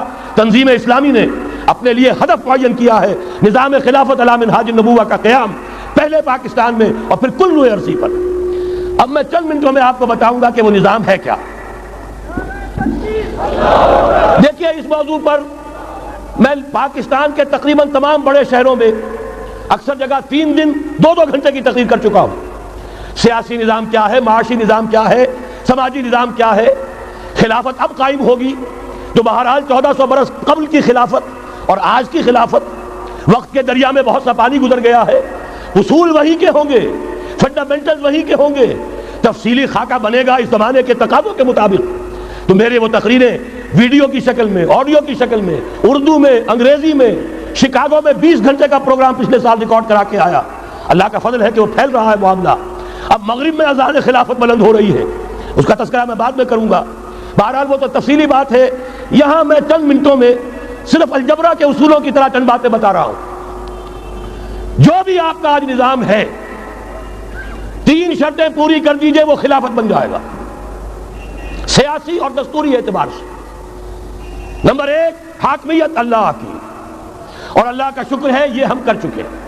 اللہ جزائے خیر دے جنہوں نے محنت کی تھی، اللہ جزائے خیر دے جنہوں نے وہ تحریک اٹھائی تھی مطالبہ دستور اسلامی، اور پھر جنہوں نے مدد کی تھی، اللہ تعالیٰ انہیں جزائے خیر دے. بہرحال وہ اب ہمارے دستور کا حصہ ہے. حاکمیت اللہ کی. البتہ اگلا قدم ہم آج تک نہیں اٹھا سکے. اس حاکمیت کا ظہور کیسے ہوگا؟ آپ کے دستور میں یہ طے کر دیا جائے کتاب و سنت ہر شے سے بالا تر ہے، دستور سے بھی بالا، عدالتی قوانین سے بالا، پارلیمنٹ سے بالا، سینٹ سے بالا، صدر سے بالا، سپریم کورٹ سے بالا، ہائی کورٹ سے بالا، ہر شے سے بالا کتاب و سنت. جب تک یہ نہیں ہوتا قرارداد مقاصد کی حیثیت ایسی ہے کہ جیسے آپ سینما ہال کے اوپر آگے جو ہے قرآن مجید کا کوئی کتبہ لگا دے، اس کے سوا کچھ نہیں. یہ بھی غنیمت ہے کہ قرارداد مقاصد پاس ہوئی. اصل شرط یہ ہے کتاب و سنت کی ٹوٹل بالادستی. اور یہ بڑی کڑوی گولی ہے. عوامی تحریک جب تک نہیں چلے گی، لوگ جب تک اپنی خون کی ندیاں نہیں بہا دیں گے، یہ کڑوی گولی حلق سے اترنے والی نہیں.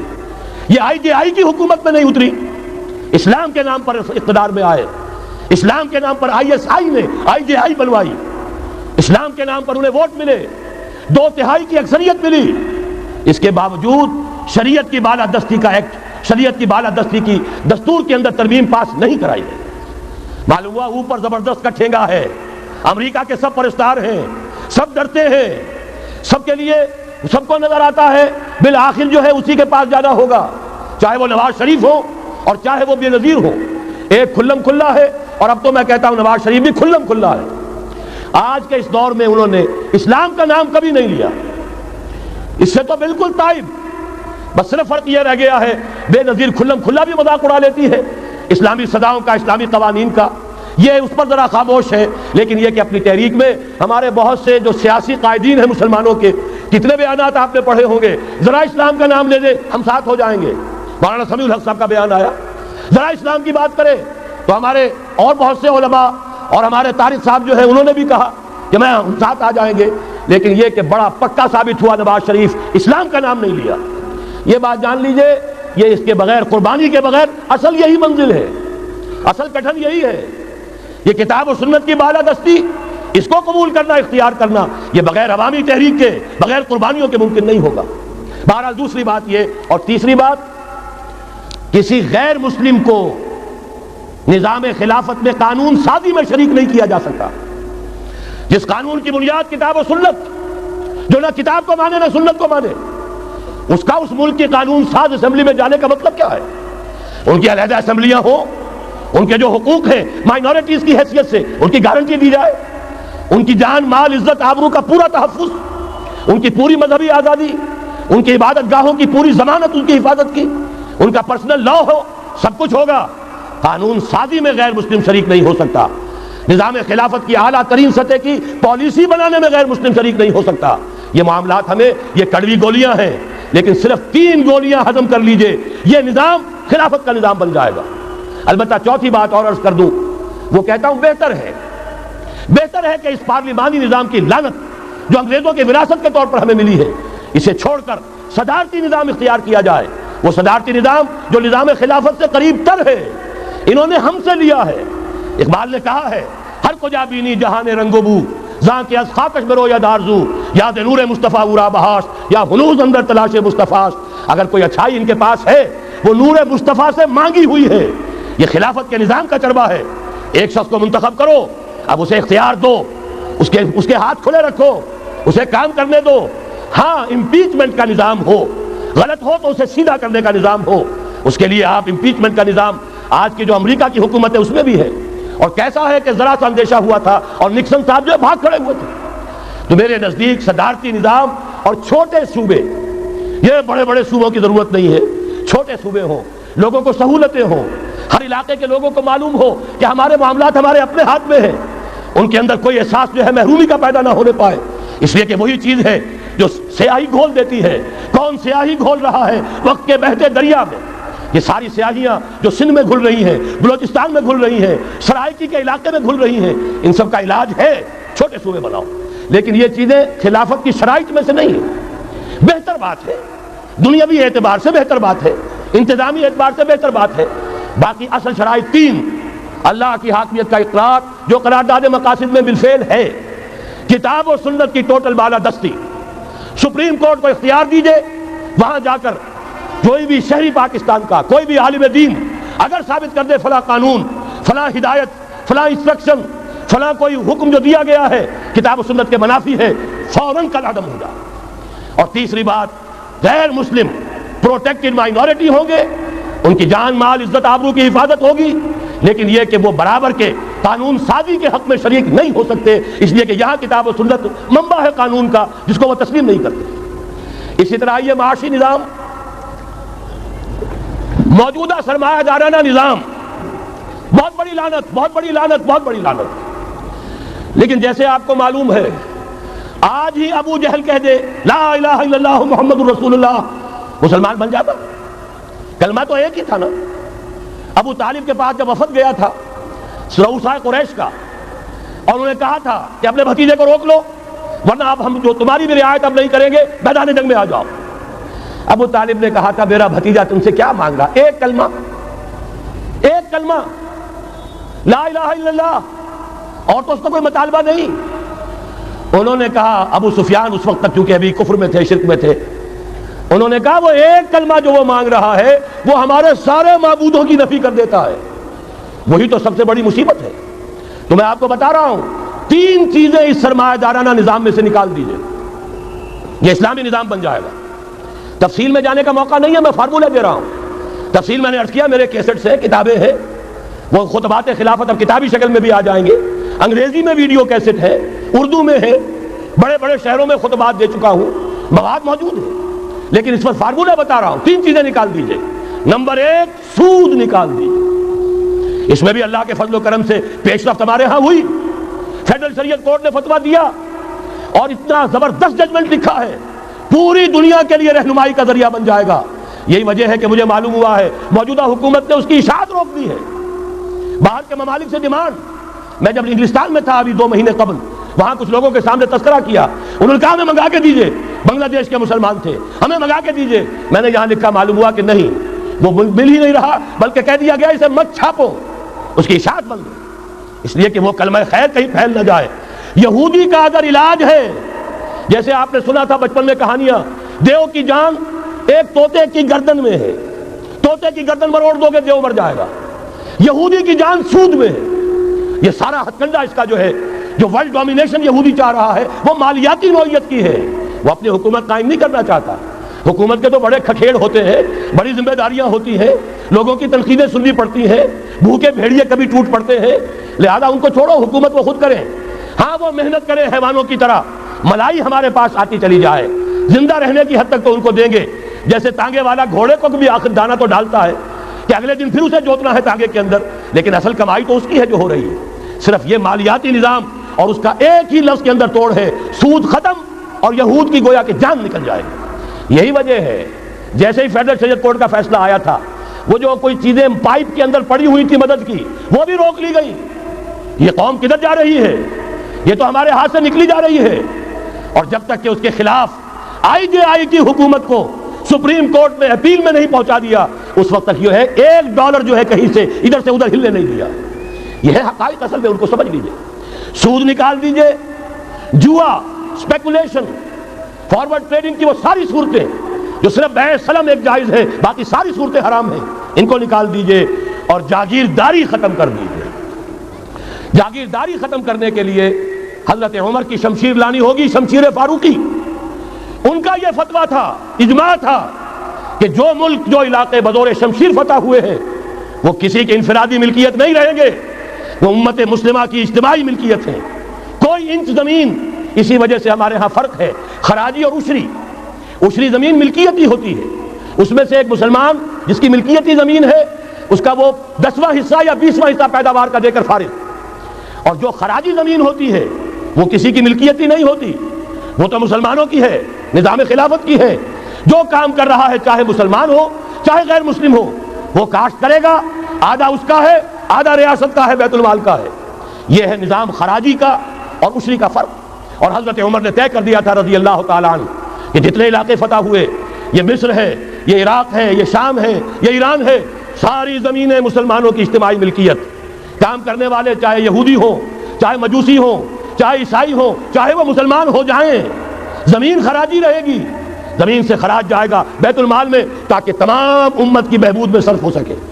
3 کام کر دیجئے، باقی ساری market forces, free economy, personal incentive, personal ownership, ساری چیزیں، سارے اصول جس کی وجہ سے کہ سرمایہ داری کو فتح حاصل ہوئی ہے کمیونزم کے اوپر، وہ سارے اصول اسلام کے اندر موجود ہیں. لیکن سود نکال دو، جوا نکال دو، جاگیرداری نکال دو. اب آؤ اوپن کمپٹیشن، سرمایہ کاری کرو. ابھی آپ نے نظم پڑھی، سرمایہ داری کو ختم کرنا ہے، سرمایہ کاری کو فروغ دینا ہے.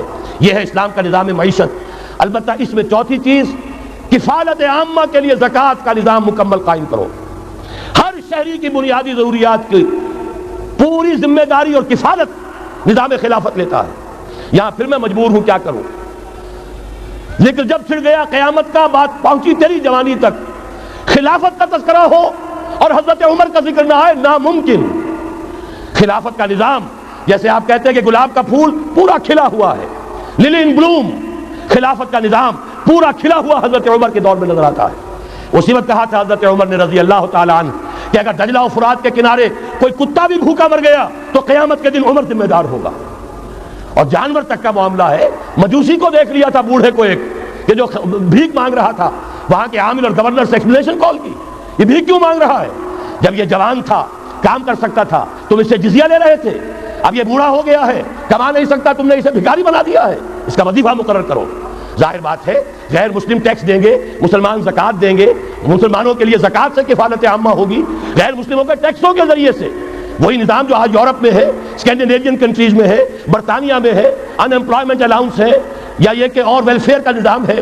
لیکن اسلام کا مکمل ترین ویلفیئر نظام زکوٰۃ کے تحت ہے, اور اس میں گارنٹی ہے ہر شہری کی بنیادی ضروریات انڈر ریٹن, ان کی ذمہ داری ریاست کے ذمہ.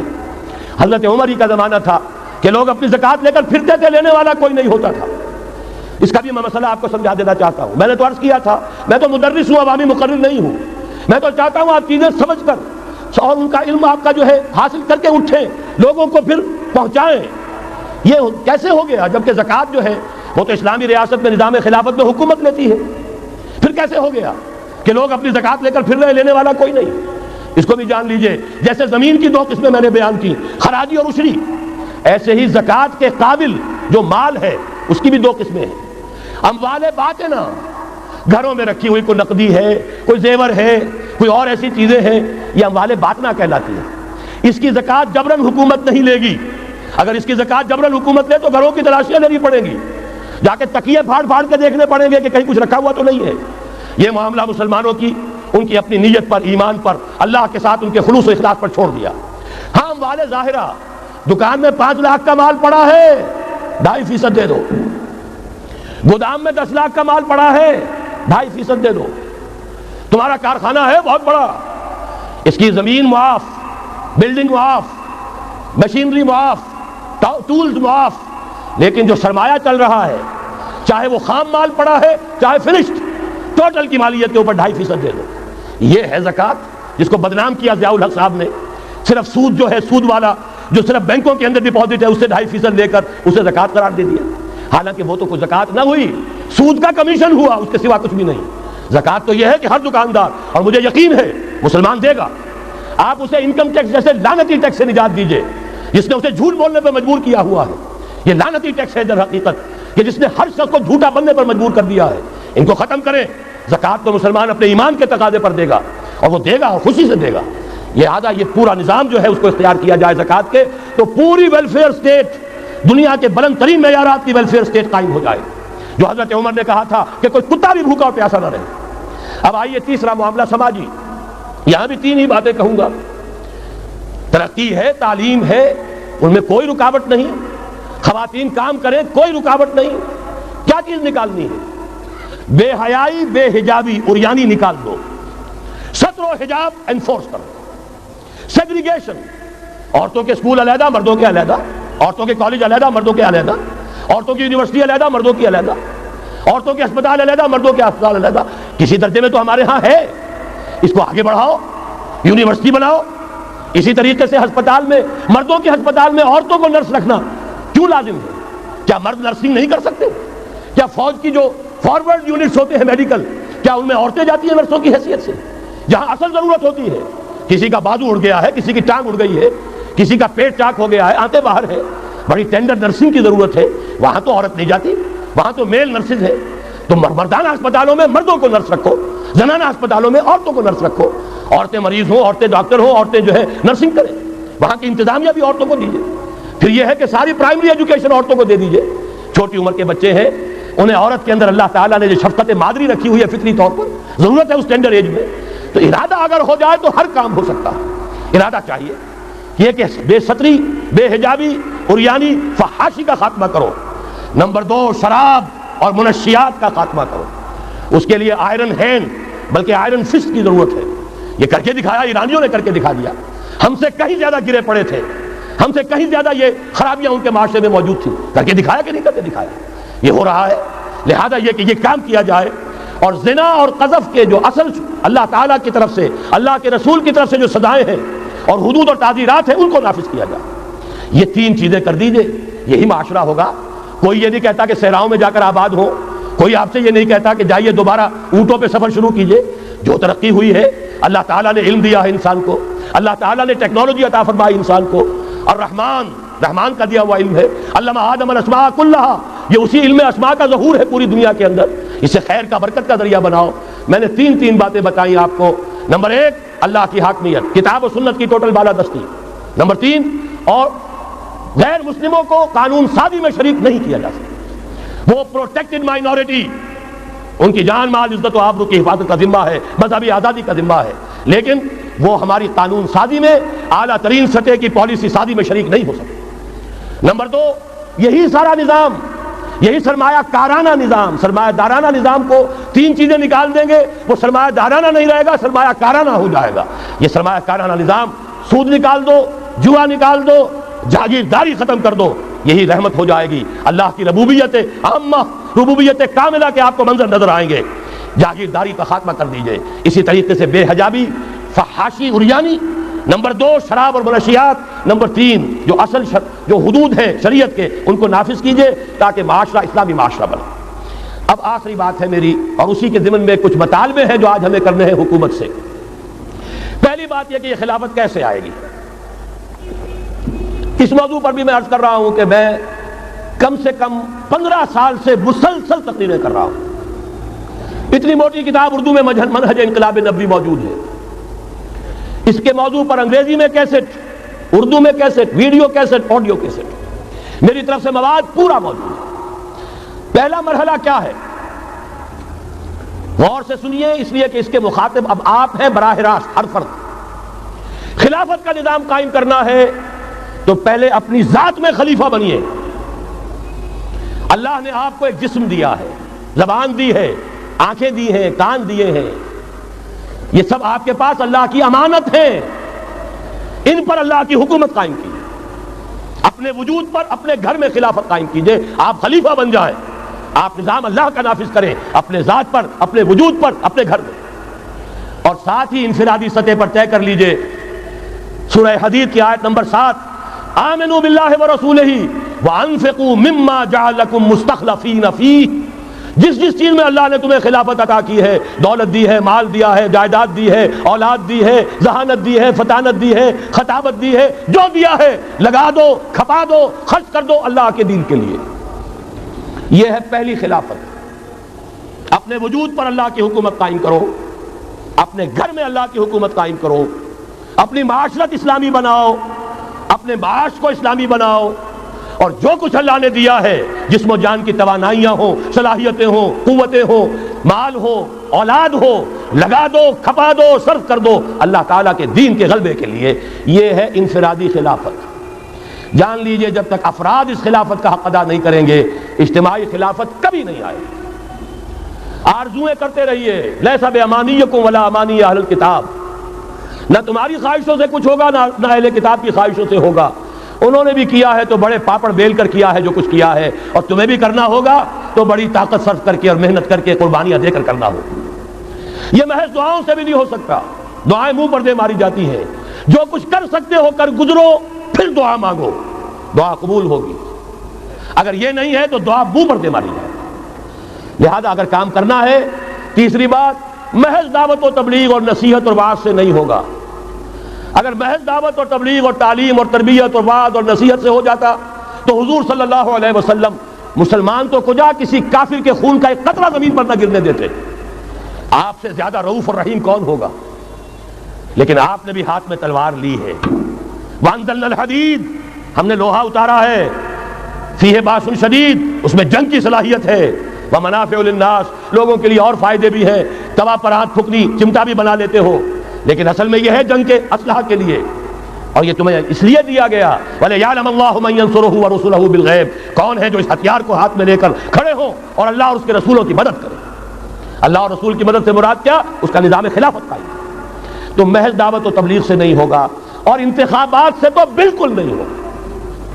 یہ تو یوں سمجھیے کہ واقعہ یہ ہے کہ اگر آپ مجھ سے پوچھیں، سب سے بڑا صدمہ جو مجھے ہے، سب سے بڑا صدمہ وہ ان مذہبی جماعتوں کے کردار کی وجہ سے ہے جنہوں نے اس ملک میں آ کر سیاست کی کشاکش اور انتخابی سیاست کے اندر اپنا سارا وقت، ساری توانائیاں ضائع کر دی. کچھ حاصل نہیں ہوا. گھٹی میں ایسا پڑ گیا ہے، کچھ چسکے ایسے لگ گئے ہیں، کچھ وی آئی پی ٹریٹمنٹ. میں نے بھی 2 مہینے مزہ چکھا، اس لیے جانتا ہوں. اللہ تعالیٰ جو ہے اس طرح کے تجربات کرا دیتا ہے، ورنہ کیسے اندازہ ہو؟ وی آئی پی علیحدہ اتر رہے ہیں، آپ کے لیے گاڑی آپ کے بالکل دروازے پر کھڑی ہوئی ہے، سیڑھی سے اترے آپ جہاز کے اور گاڑی موجود ہے، یہ ساری وی آئی پی ٹریٹمنٹ مل رہا ہے۔ اور یہ کوریڈورز آف پاور میں گھومنا پھرنا، ان جاگیرداروں کے ساتھ بیٹھنا، ان کے سے ولیمے کرنا، ان کے سے ٹھاٹ، ظاہر بات ہے ان کے ولیموں میں جائیں گے تو انہیں بھی بلائیں گے، ویسے ہی کرنے پڑیں گے، پھر لاکھوں کروڑوں آپ بھی خرچ کریں گے۔ یہ ساری لعنتیں جو آئی ہیں مذہبی جماعتوں کے اندر، یہ صرف اس انتخابی سیاست کی وجہ سے۔ میں بڑے صدمے سے عرض کر رہا ہوں، واقعہ یہ ہے میرے نزدیک اس ملک میں اسلام کے نہ آنے کا پہلا مجرم مسلم لیگ نہیں ہے، پہلی مجرم وہ جماعتیں ہیں جنہوں نے اپنا سارا وقت انتخابی سیاست میں اور اقتدار کی کشاکش میں صرف کر دیا۔ مسلم لیگ کا بہت بڑا احسان، قائد اعظم کا بہت بڑا احسان، انہوں نے آپ کو ملک لے دیا، اس سے زیادہ کا نہ ان کا دعویٰ تھا نہ ان سے توقع ہو سکتی تھی۔ پیر جماعت علی شاہ نے یہ کہا تھا، میں ان کے قول کا بہت بڑا قائل ہوں، ان کی ذہانت اور فطانت کا۔ جب ان سے کہا گیا ہے رحمۃ اللہ علیہ کہ آپ اتنے بڑے آپ مقتدا ہیں، مرشد ہیں، اتنی بڑی روحانی شخصیت ہے، ایک داڑھی ملے کے ہاتھ پر بیعت کر لیا آپ نے، یہ اشارہ تھا قائد اعظم کی طرف۔ حضرت پیر جماعت علی شاہ رحمۃ اللہ علیہ نے فرمایا، بھائی میں نے اس کے ہاتھ پر بیعت نہیں کی، میرا تو مقدمہ ہے، ایک قومی مقدمہ ہے ہندو قوم کے ساتھ، اور مجھے اس مقدمے کے لیے ایسا وکیل چاہیے جس میں دو وصف موجود ہو، مہارت پوری ہو، قانون کو جانتا ہو، ماہر ہو، اور دوسرے یہ کہ بکنے والا نہ ہو۔ میں نے اپنے قومی مقدمے کے لیے وکیل کیا ہے محمد علی جناح، ظاہر بات ہے 100% بات صحیح، اور ان کے اس کردار کو دشمنوں نے مانا، نہرو نے، گاندھی نے، ان کے بڑے بڑے دشمنوں نے مانا۔ یہ شخص جو کہتا ہے he means what he says، یہ جو کہتا ہے وہی اس کے دل میں ہوتا ہے، اس کے ہاں کوئی ہیر پھیر نہیں ہے۔ بہرحال انہوں نے ملک لے دیا، یہ بہت بڑا احسان۔ آگے کام تھا رجال دین کا، رجال دین یا تو لگے رہے صرف اپنے مدرسوں میں اور خانقاہوں میں، تبدیلی کا احساس ہی نہیں ہوا کہ کتنا بڑا انقلاب آ گیا ہے، اب ہم انگریزی دور میں نہیں ہیں، اب یہ ایک مسلمانوں کی حکومت بن گئی ہے، اب تو توانائی ہونی چاہیے اس کو اسلامی بنانے کے لیے۔ اور جو جماعتیں چلی گئی انتخابات میں، واقعہ یہ ہے کہ سب سے گھناؤنا کردار، اور اس ملک میں اسلام کے آنے میں جو بھی رکاوٹ رہی ہے، سب سے بڑا فیصلہ کل رکاوٹ کا معاملہ ان مذہبی جماعتوں کا کردار۔ اس سے ہٹ کر کیا کرنا ہے، میں نے عرض کیا پہلے، اور یہ میں آپ سے کہہ رہا ہوں، خدا کے لیے سوچئے، آج کی رات جا کر سوچئے، خلیفہ بننا ہے اپنی ذات میں، اپنے وجود پر خلافت قائم کیجئے، اپنے گھر میں خلافت قائم کیجئے، توبہ کیجئے اللہ کی جناب میں، یا ایھا الذین آمنوا توبوا الی اللہ توبۃ نصوحا، بڑے خلوص کے ساتھ توبہ کیجئے، اپنی معاشرت کو، معیشت کو درست کیجئے، اور یہ کہ اپنا تن من دھن، ان صلاتی و نسکی و محیای و مماتی للہ رب العالمین، اس کا فیصلہ کیجئے۔ یہ پہلا مرحلہ ہے بڑا کڑوا، بڑا بھاری، لیکن یہ بھی میں آپ سے عرض کر دوں، جو ارادہ کر لے اس کے لیے بہت آسان، اللہ تعالیٰ کی مدد آتی ہے۔ تم کرو ہمت، توفیق ہم دیں گے، تم کرو فیصلہ، تحصیل ہماری طرف سے ہوگی، آسانی ہماری طرف سے ہوگی۔ فَسَنُيَسِّرُهُ لِلْيُسْرَىٰ، آسانی کے لیے آسان کرتے چلے جائیں گے۔ جو پہاڑ نظر آتے ہیں شروع میں، معلوم ہوتا پہاڑ نہیں، ریت کے ٹیلے تھے، ہمارے قدموں تلے بکھر کر رہ گئے ہیں۔ کر کے دیکھیے، ارادہ کیجئے، عزم کیجئے، طے کیجئے، ان صلاتی و نسکی و محیای و مماتی للہ رب العالمین، اور میرے پاس جو کچھ ہے وہ میرے خدا کا ہے، مجھے اسی کے لیے صرف اپنی زندگی کا تار برقرار رکھنے کے لیے جو ناگزیر ضرورت ہے وہ پوری کرو، باقی لگا دو، کھپا دو۔ آمنوا باللہ ورسولہ وانفقوا مما جعلکم مستخلفین فیہ، جس چیز میں خلافت دی ہے خرچ کر دو۔ دوسرا مرحلہ، یہ خلفاء، ابھی انصاری صاحب نے وہ آیت آپ کو سنائی تھی، ثم جعلناکم خلائف، خلائف جمع ہے خلیفہ کی، ہر مسلمان خلیفہ ہے، یہ سمجھ لیجیے اچھی طرح۔ وہ تو صرف یہ ہے کہ جیسے یہ جو کافرانہ نظام ہے جمہوریت کا، جو مادہ پرستانہ انسانی حاکمیت کی بنیاد پر، اس میں بھی ہر شہری حاکم ہوتا ہے، اپنے ووٹ کے ذریعے سے وہ اپنی حاکمیت کا اختیار منتقل کرتا ہے، وہ نمائندہ بن کر آتا ہے، گویا کہ انہوں نے اپنی حاکمیت ڈیلیگیٹ کی ہے اس شخص کو، اس صدر کو، چاہے وہ بش تھا اور چاہے وہ کلنٹن ہے، ورنہ حاکمیت تو پاپولر ہے، عوام کی ہے۔ اسلام میں خلافت عوام کی ہے، لیکن عوام مسلمان جو اللہ کو ماننے والے ہیں ان کی خلافت ہے، اور ان کی خلافت پہلے وہ اپنی ذات میں خلیفہ بنیں گے، پھر اپنی خلافت کا ایک حصہ ایک خلیفہ کو منتقل کریں گے۔ جب تک خلافت نہیں ہوتی ایک جماعت کے امیر کو منتقل کریں گے وہی حصہ۔ علیکم بالجماعہ، طاقت بنو، قوت بنو، علیکم بالجماعہ، ید اللہ علی الجماعہ، اللہ کی تائید، اللہ کی نصرت، اللہ کی طرف سے برکت جماعت پر آتی ہے، افراد پر نہیں آتی۔ جمع ہو جاؤ۔ حضرت عمر نے تو جو اثر نقل فرمایا وہ آخری درجے کا ہو سکتا ہے، لا اسلام الا بالجماعہ، ولا جماعہ الا بالامارہ، ولا امارہ الا بالسماع، ولا سماع الا بالاطاعہ۔ اسلام ہے ہی نہیں جماعت کے بغیر، اور جماعت نہیں ہے عمارت کے بغیر، عمارت بغیر اس کے بغیر نہیں ہو سکتی کہ ان کا حکم سنو، اور سننے کا کچھ حاصل نہیں جب مانو نا۔ اسی لیے فرمایا آمرکم بخمس، مسلمانوں میں تمہیں 5 باتوں کا حکم دے رہا ہوں، اللہ امرنی بہن، اللہ نے مجھے ان کا حکم دیا ہے، بالجماعت والسمع والطاعت والہجرت والجہاد فی سبیل اللہ۔ تفصیل میں جانے کا موقع نہیں۔ دوسرا مرحلہ جماعت، ہم نے اسی اصول پر تنظیم بنائی، ہم نے اسی لیے اس کی بیعت کا نظام قائم کیا۔ نحن الذین بایعوا محمدا علی الجہاد ما بقینا ابدا، صحابہ کہتے ہیں بایعنا رسول اللہ صلی اللہ علیہ وسلم علی السمع والطاعت فی العسر والیسر والمنشط والمکرہ وعلی حسرۃ علینا وعلی لا ننازع الامر اہلہ وعلی ان نقول بالحق اینما کنا لا نخاف فی اللہ لومۃ لائم۔ پھر صدمے کی بات کہہ رہا ہوں، کوئی مذہبی جماعت سوائے تنظیم اسلامی کے نہیں ہے جس نے اس مسنون طریقے تنظیم کو اختیار کیا ہو۔ اللہ کا شکر ادا کرتے ہوئے کہہ رہا ہوں، تحدیثاً للنعمہ کہہ رہا ہوں، اس بیعت کی سنت کو تازہ کیا ہم نے، جماعت بنائی ہم نے۔ ہمارے ہاں بیعت رہ گئی تھی صرف پیری مریدی کی بیعت، صرف اصلاح نفس کی بیعت۔ اصل بیعت وہ در حقیقت جو مسنون بیعت ہے وہ بیعت جہاد ہے، وہ بیعت جماعت ہے، تاکہ اللہ کے دین کو قائم کرنے کے لیے، خلافت کو برپا کرنے کے لیے اجتماعی جدوجہد کی جا سکے۔ اس کے بعد یہ جماعت کیا کرے گی؟ وَلْتَكُن مِّنكُمْ أُمَّةٌ يَدْعُونَ إِلَى الْخَيْرِ وَيَأْمُرُونَ بِالْمَعْرُوفِ وَيَنْهَوْنَ عَنِ الْمُنكَرِ۔ انتخابات نہیں لڑے گی، کسی کو کندھا دے کر اوپر نہیں پہنچائے گی، پھر اس کی ٹانگ گھسیٹ کر نیچے نہیں گرائے گی، یہ دھندے نہیں کرنے، یہ کھیل نہیں کرنے، ادھر جانا ہی نہیں۔ یہ تو ایک ہی تھیلی کے چٹے بٹے، یہ ایک ہی نظام، دونوں امریکہ کے یکساں غلام، دونوں جو ہے اسی سیکولرزم کا دودھ پی کر، سود کا دودھ پی کر کوئی جمع ہوا ہے، اور کوئی جاگیرداری کی گھٹیاں اس کی گھٹی میں پڑی ہوئی ہے، یہ اس کی پیداوار ہے۔ ان میں سے کسی کے ساتھ کوئی خیر نہیں ہے، لیکن یہ ہے کہ الیکشن تو جب بھی کراؤ گے وہی آئیں گے۔ لاکھ آپ تیسری قوت بننے کی امید میں ایئر مارشل اصغر خان بوڑھے ہو گئے، دور اسکار ہوئے، از عمر رفتہ ہوئے۔ اب قاضی حسین احمد صاحب تیسری قوت بننے کی فکر میں آئے تھے، کبھی وہ طاہر القادری صاحب تیسری قوت بننے کی فکر میں آئے تھے۔ جب تک یہاں جاگیردارانہ نظام ہے کون سی تیسری قوت آ سکتی ہے؟ مت ماری گئی ہے، عقلیں جو ہے بیچ کھائی ہیں، کیا ہوا ہے؟ کبھی تو آخر ہوش آنا چاہیے۔ یہ وہی آئیں گے، ایک لغاری نہیں دوسرا لغاری، ایک مزاری نہیں دوسرا مزاری، یہ تو وہی آئیں گے، انہی کا کھیل ہے۔ ایک بہت بڑا تمندار سر جمال خان لغاری، اس کا پوتا آج ہے آپ کا صدر، ایک اور بہت بڑا تمندار، دونوں سر تھے، سر شاہ نواز بھٹو، اس کی پوتی وزیر اعظم۔ یہ تو ان کا جو ہے میوزیکل چیئرز کا گیم ہے۔ تم نے خامخواہ جا کر اپنے آپ کی اپنی عزت کا بھی ڈھیلا کرایا، اپنی جو ہے وہ اوقات ضائع کیے ہیں۔ اس کی بجائے کرنا کیا ہے؟ نہیں انل منکر، بدی سے روکو۔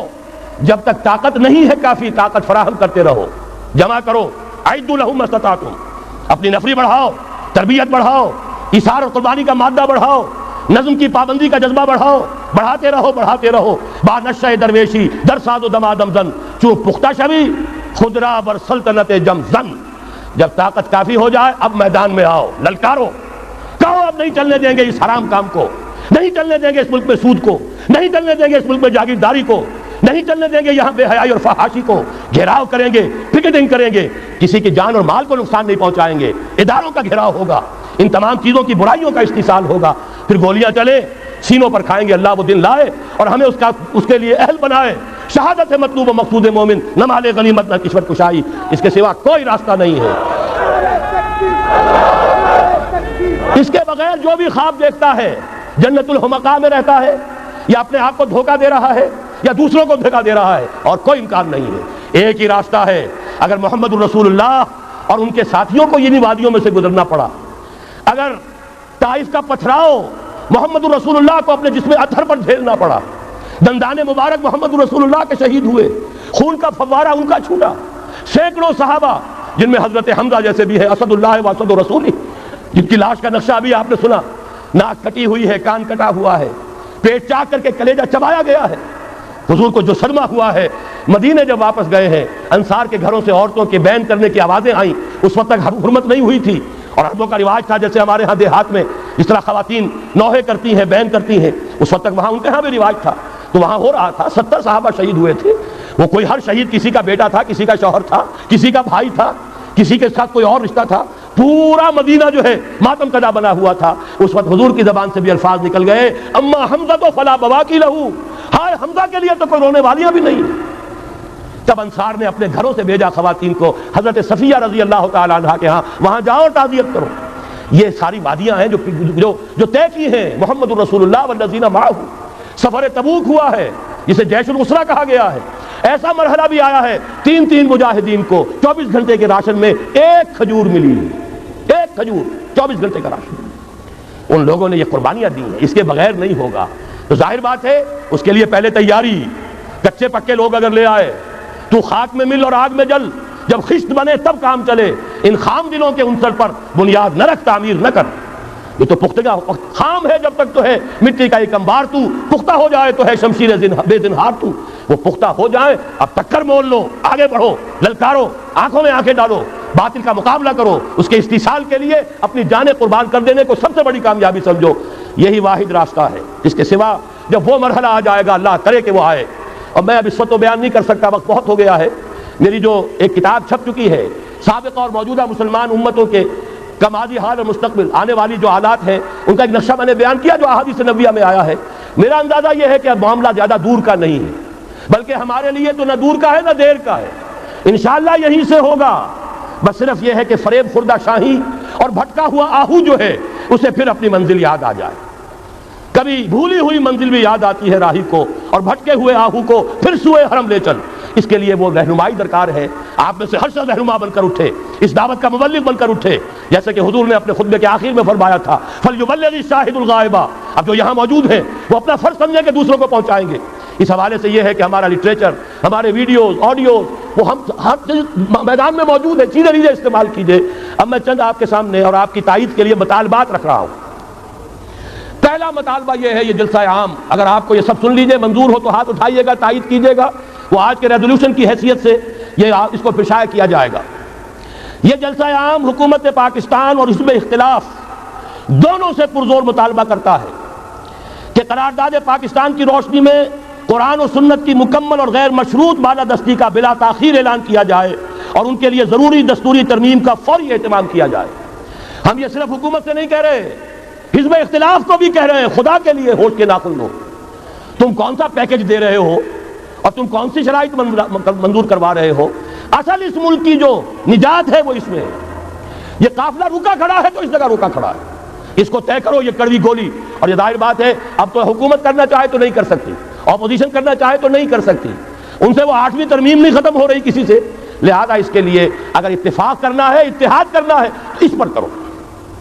نمبر 2، جو تاریخی فیصلہ دیا تھا فیڈرل شریعت کورٹ نے، اس کے خلاف جو اپیل دائر کی گئی ہے سپریم کورٹ میں، وہ واپس لی جائے۔ اس ملک کے اندر سے سود فوراً ختم کیا جائے، یہاں کے سود خوروں کو، حرام خوروں کو 1 پیسہ سود کا آئندہ نہ دیا جائے، طے کر دیا جائے۔ نعرہ تکبیر! نعرہ تکبیر! اگر ہم اپنے ملک میں ختم کر دیں گے، ہم تمہارے ساتھ ہیں۔ اگر ہم اپنے ملک میں ختم کر دیں گے، بس ڈاکٹر صاحب ہاتھ بڑھاؤ، ڈاکٹر صاحب ہاتھ بڑھاؤ۔ اگر ہم اپنے ملک میں ختم کر دیں تو باہر بھی ہم کہنے کے قابل ہیں۔ ہمارے دین کا معاملہ ہے، ہم اس میں کوئی کمپرومائز نہیں کر سکتے، اور ہمارے دین کا ہمیں حکم یہ ہے کہ مقروض کو مہلت ملنی چاہیے۔ ہم تمہارے قرضے دیں گے اگر ہمیں مہلت ہوئی اور ہمارے پاس ہوا، لیکن یہ کہ سود کا 1 پیسہ نہیں دیں، یہ ہم طے کر سکتے ہیں۔ اللہ تعالیٰ ہمیں اس کی ہمت دے، توفیق عطا فرمائے۔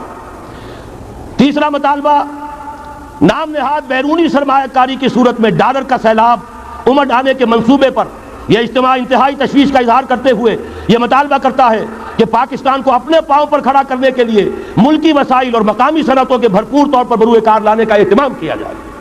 یہ باہر کا سرمایہ نہیں چاہیے، اس کے پیچھے لعنت ہے۔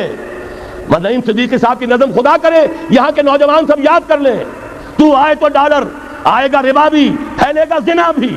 یہ ساری بدماشیاں جو ہے اس ڈالر کے ساتھ آئیں گی، جس کو کہ ہم سمجھ رہے ہیں بہت بڑی کامیابی ہے۔ سابقہ حکومتوں کے وزیر خزانہ جا کر کچھ قرضہ لے آتے تھے، بڑے پھولے نہیں سماتے تھے، سود میں اور بندھا کر آتے تھے قوم کو اور ملک کو، اور آج اگر کوئی سرمایہ دار لے آئے تو معلوم ہوا کہ بہت بڑی کامیابی ہو گئی۔ اور یہاں کے سرمایہ داروں پر پابندیاں، یہاں کے صنعت کاروں کے اوپر پابندیاں، یہ ساری صورتحال جو ہے یہ ایک انقلاب کا تقاضا کرتی ہے۔ نمبر 4، یہ اجلاس حکومت سے مطالبہ کرتا ہے کہ ٹیلی ویژن پر عریانی اور فحاشی کے فروغ کی پالیسی پر ہم گہری تشویش ظاہر کر رہے ہیں، اور مطالبہ کرتے ہیں کہ سعودی عرب، دیکھیے جہاں سے ہمیں جو خیر ملے گا اس کا ذکر کریں گے، جہاں جو خرابی ہے وہ اپنی جگہ ہے۔ سعودی عرب اور ایران 2 ملک ہیں جنہوں نے اپنے ہاں یہ dish antenna, star T V وغیرہ کے اوپر پابندی لگائی ہوئی ہے، تو ہم کیوں نہیں لگا سکتے؟ کیوں ہم نے اپنے دروازے آسمان کھول دیے ہیں؟ یہ اوپن سکائی کر دیا ہے، ہمارے ہر گھر کے اندر پہنچ جاؤ، اپنا ذہن پھیلاؤ، اپنا تمدن، اپنی تہذیب جو ہے اس کے فروغ کے لیے ہمارے بچوں کے ذہن تمہارے لیے کھلے ہیں، ایکسپوزڈ ہیں، ہماری خواتین کے ذہن تمہارے لیے کھلے ہیں۔ بہرحال، اور جو پاکستان کا اپنا ٹیلی ویژن ہے نہ کرے۔ نمبر 5، یہ اجتماع حکومت کی بہبود آبادی کے نام پر چلائی جانے والی مہم، جس میں آبادی کو کنٹرول اختیار کرنے کی ترغیب دی گئی ہے، اس کی پرزور مذمت کرتا ہے۔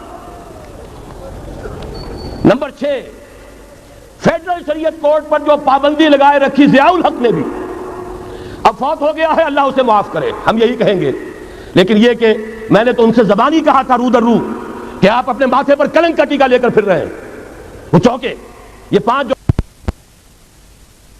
سے استعفیٰ دے گیا ہوں، لیکن آخری اتمام حجت کے لیے میں نے ان سے کہا کہ آپ نے فیڈرل شریعت کورٹ بنائی، آپ کے ہینڈ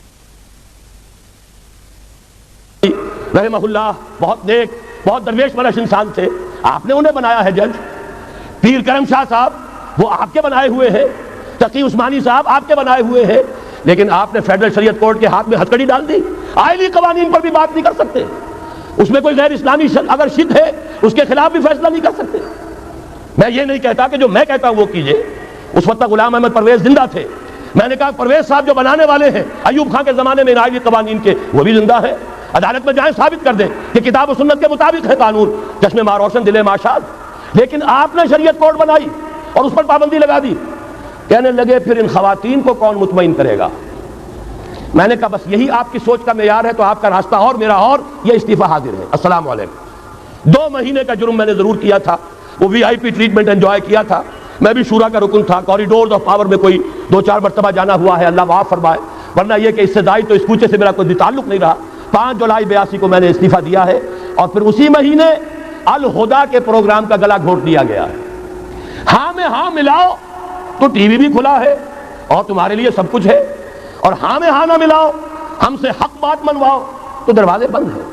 لیکن مجھے کوئی تشویش نہیں ہوئی، قطعاً نہیں ہوئی، مجھے کام کرنا ہے، مجھے اپنی زندگی لگا دینی ہے، جو موقع ہوگا اس سے فائدہ نہ اٹھاؤں تو مجرم، اگر موقع نہیں ہے تو جو کچھ وسائل دستیاب ہے ان سے کام جاری رکھوں گا۔ سن 82 کے بعد سے 12 برس اور گزر گئے ہیں، میں نے تو اپنا خون پسینہ اسی کام کے لیے کیا ہوا ہے، لہذا مجھے کوئی تشویش نہیں۔ تو یہ مطالبہ کرتے ہیں ہم کہ فیڈرل شریعت کورٹ پر سے آئلی قوانین کے بارے میں پابندی ختم کی جائے۔ نمبر 7، زنا، قذف اور ارتداد کی شرعی حدود نافذ کی جائیں۔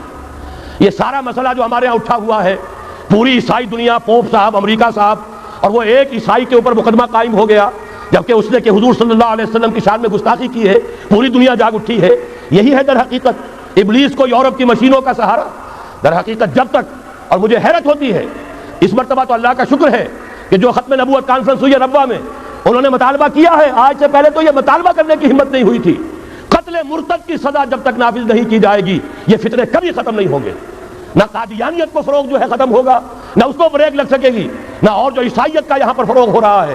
قتل مرتد، اسلام میں مرتد کی سزا قتل ہے، جب تک کہ آپ اس کو نافذ نہیں کریں گے یہ فتنے بڑھتے رہیں گے، ان کا سد جواب نہیں ہو سکے گا۔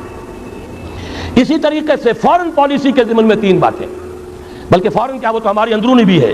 یہ اجلاس حکومت سے مطالبہ کرتا ہے، ہمیں اللہ کا حکم ہے اعدوا لهم ما استطعتم، طاقت فراہم کرو، حکم ہے، فرض ہے، واجب ہے، اور اللہ تعالیٰ کا بڑا کرم ہے، اس نے ہمیں ایٹمک نو ہاؤ، اس کی صلاحیت عطا کر دی ہے، واحد ملک ہے دنیا کا، اور یہ بھی ثابت کرتا ہے یہ واقعہ بھی اللہ تعالیٰ کی مشیت میں کوئی بڑا رول ہے اس ملک کے لیے۔ اپنی خود ہی پہچان، اے مسلم پاکستان، اپنے مقام و مرتبے کو پہچانو۔ 400 سال سے مجددین امت کی بارش فوار تم پر پڑتی رہی ہے، تم نے اس کا حق ادا کیا، اس کے بارے میں غور و فکر کرنا چاہیے۔ بہرحال یہ اللہ نے ہمیں توفیق دی ہے، اس کو بھرپور طریقے پر اسے آگے بڑھایا جائے، کسی بھی درجے میں رول بیک نہ کیا جائے۔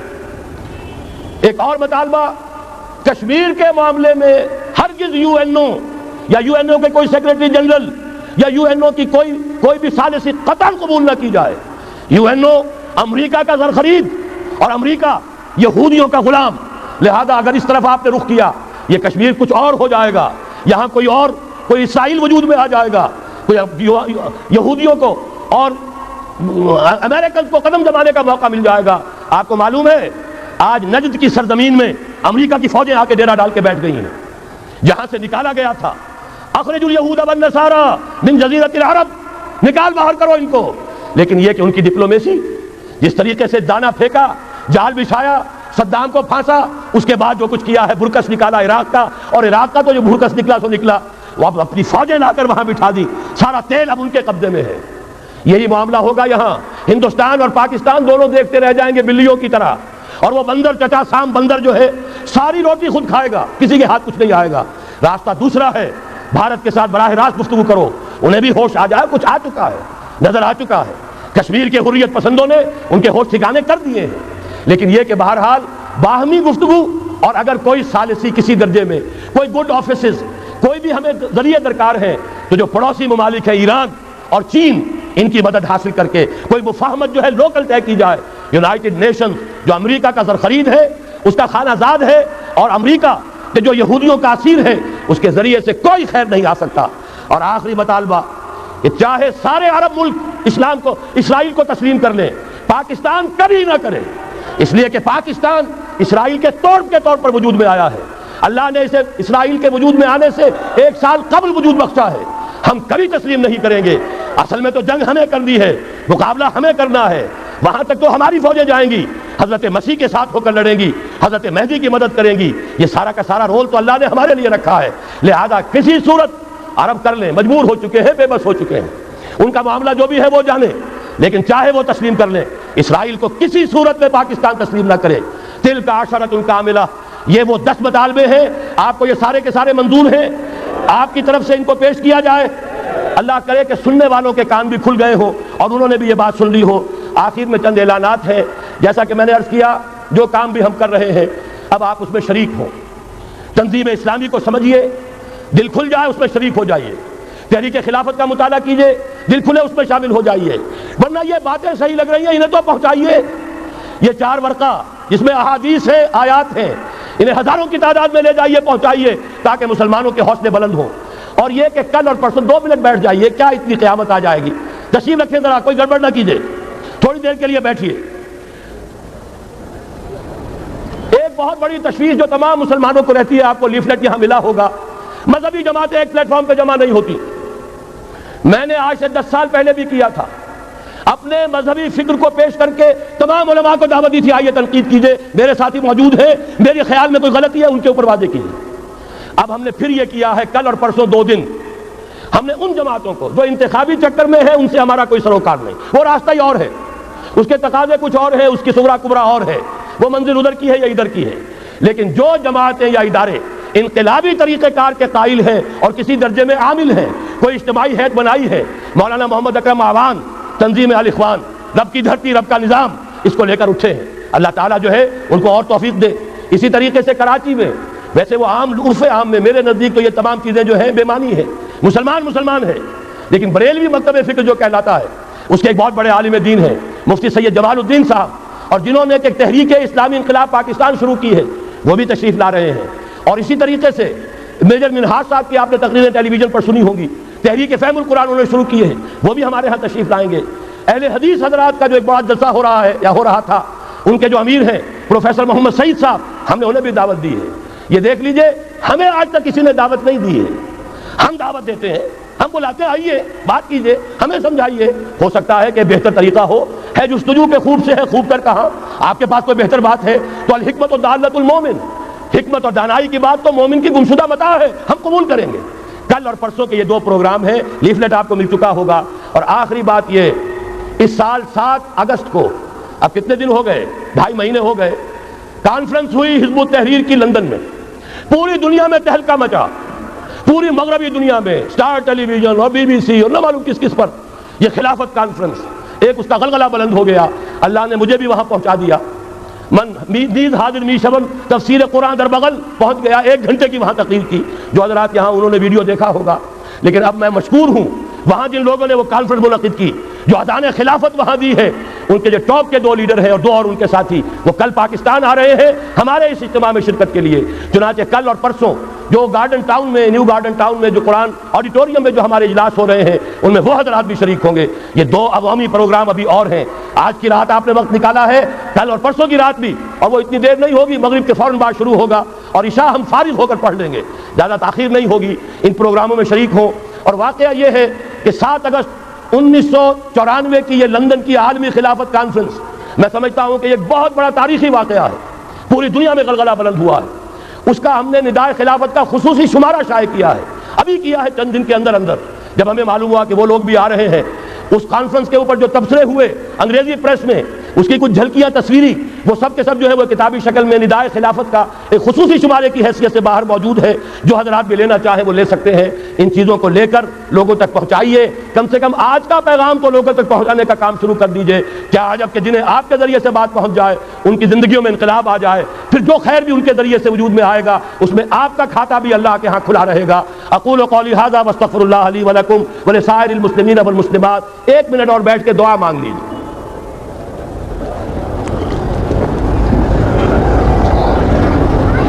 الحمد للہ الذی ہدانا لہذا وما كنا لنہتدی لولا ان ہدانا اللہ۔ کل حمد، کل ثنا، کل شکر اس اللہ کا ہے جس نے ہمیں ہدایت عطا فرمائی۔ اگر کوئی بھی ہدایت کی بات آج آپ نے محسوس کی ہو کہ اس اجتماع میں ملی ہے، اس پر شعوری شکر ادا کیجیے اللہ کا۔ الحمدللہ الذی ہدانا لہذا وما كنا لنہتدی لولا ان ہدانا اللہ۔ اور اگر اللہ ہی ہمیں ہدایت نہ دیتا ہم کبھی ہدایت نہ پا سکتے۔ ربنا لا تزغ قلوبنا بعد اذ ہدیتنا وہب لنا من لدنک رحمۃ انک انت الوہاب۔ پروردگار، جو ہدایت تو نے ہمیں عطا فرمائی اب اس پر استقامت عطا فرما، اس پر ہمیں جمائے رکھ۔ اے اللہ، تیرے نبی نے بتایا ہے ہم تمام انسانوں کے دل تیری 2 انگلیوں کے مابین ہیں۔ اے اللہ، تو جدھر چاہتا ہے پھیر دیتا ہے۔ ہمارے دلوں کو ایمان کی طرف، تقویٰ کی طرف، اطاعت کی طرف، اسلام کی طرف اور اپنے دین کے لیے جان و مال وقف کرنے کی طرف پھیر دے۔ اللہم انصر من نصر دین محمد صلی اللہ علیہ وسلم من کانوا وحیث کانوا۔ اے اللہ، اپنے ہر اس بندے کی مدد فرما جو تیرے نبی کے دین کی خدمت کر رہا ہو، خواہ وہ کوئی بھی ہو، کہیں بھی ہو۔ وجعلنا منہم، اے اللہ ہمیں ان میں شامل ہونے کی توفیق عطا فرما۔ واخذل من اعرض عن دین محمد صلی اللہ علیہ وسلم من کانوا وحیث کانوا۔ اور اے اللہ ہر اس شخص کو ذلیل و خوار کر دے جو تیرے نبی کے دین سے روگردانی کرے، خواہ وہ کوئی بھی ہو، کہیں بھی ہو۔ اور اے اللہ ہمیں بچا اس سے کہ ہم ان کے پھندے میں پھنس جائیں۔ اللہم اغفر لنا ولآبائنا ولأمہاتنا ولجمیع المؤمنین والمؤمنات والمسلمین والمسلمات الاحیاء منہم والاموات انک سمیع مجیب الدعوات۔ اللہم وفقنا لما تحب وترضى۔ اے اللہ ہمیں توفیق دے ہر اس کام کی جو تجھے پسند ہے، جس سے تو راضی ہوتا ہے۔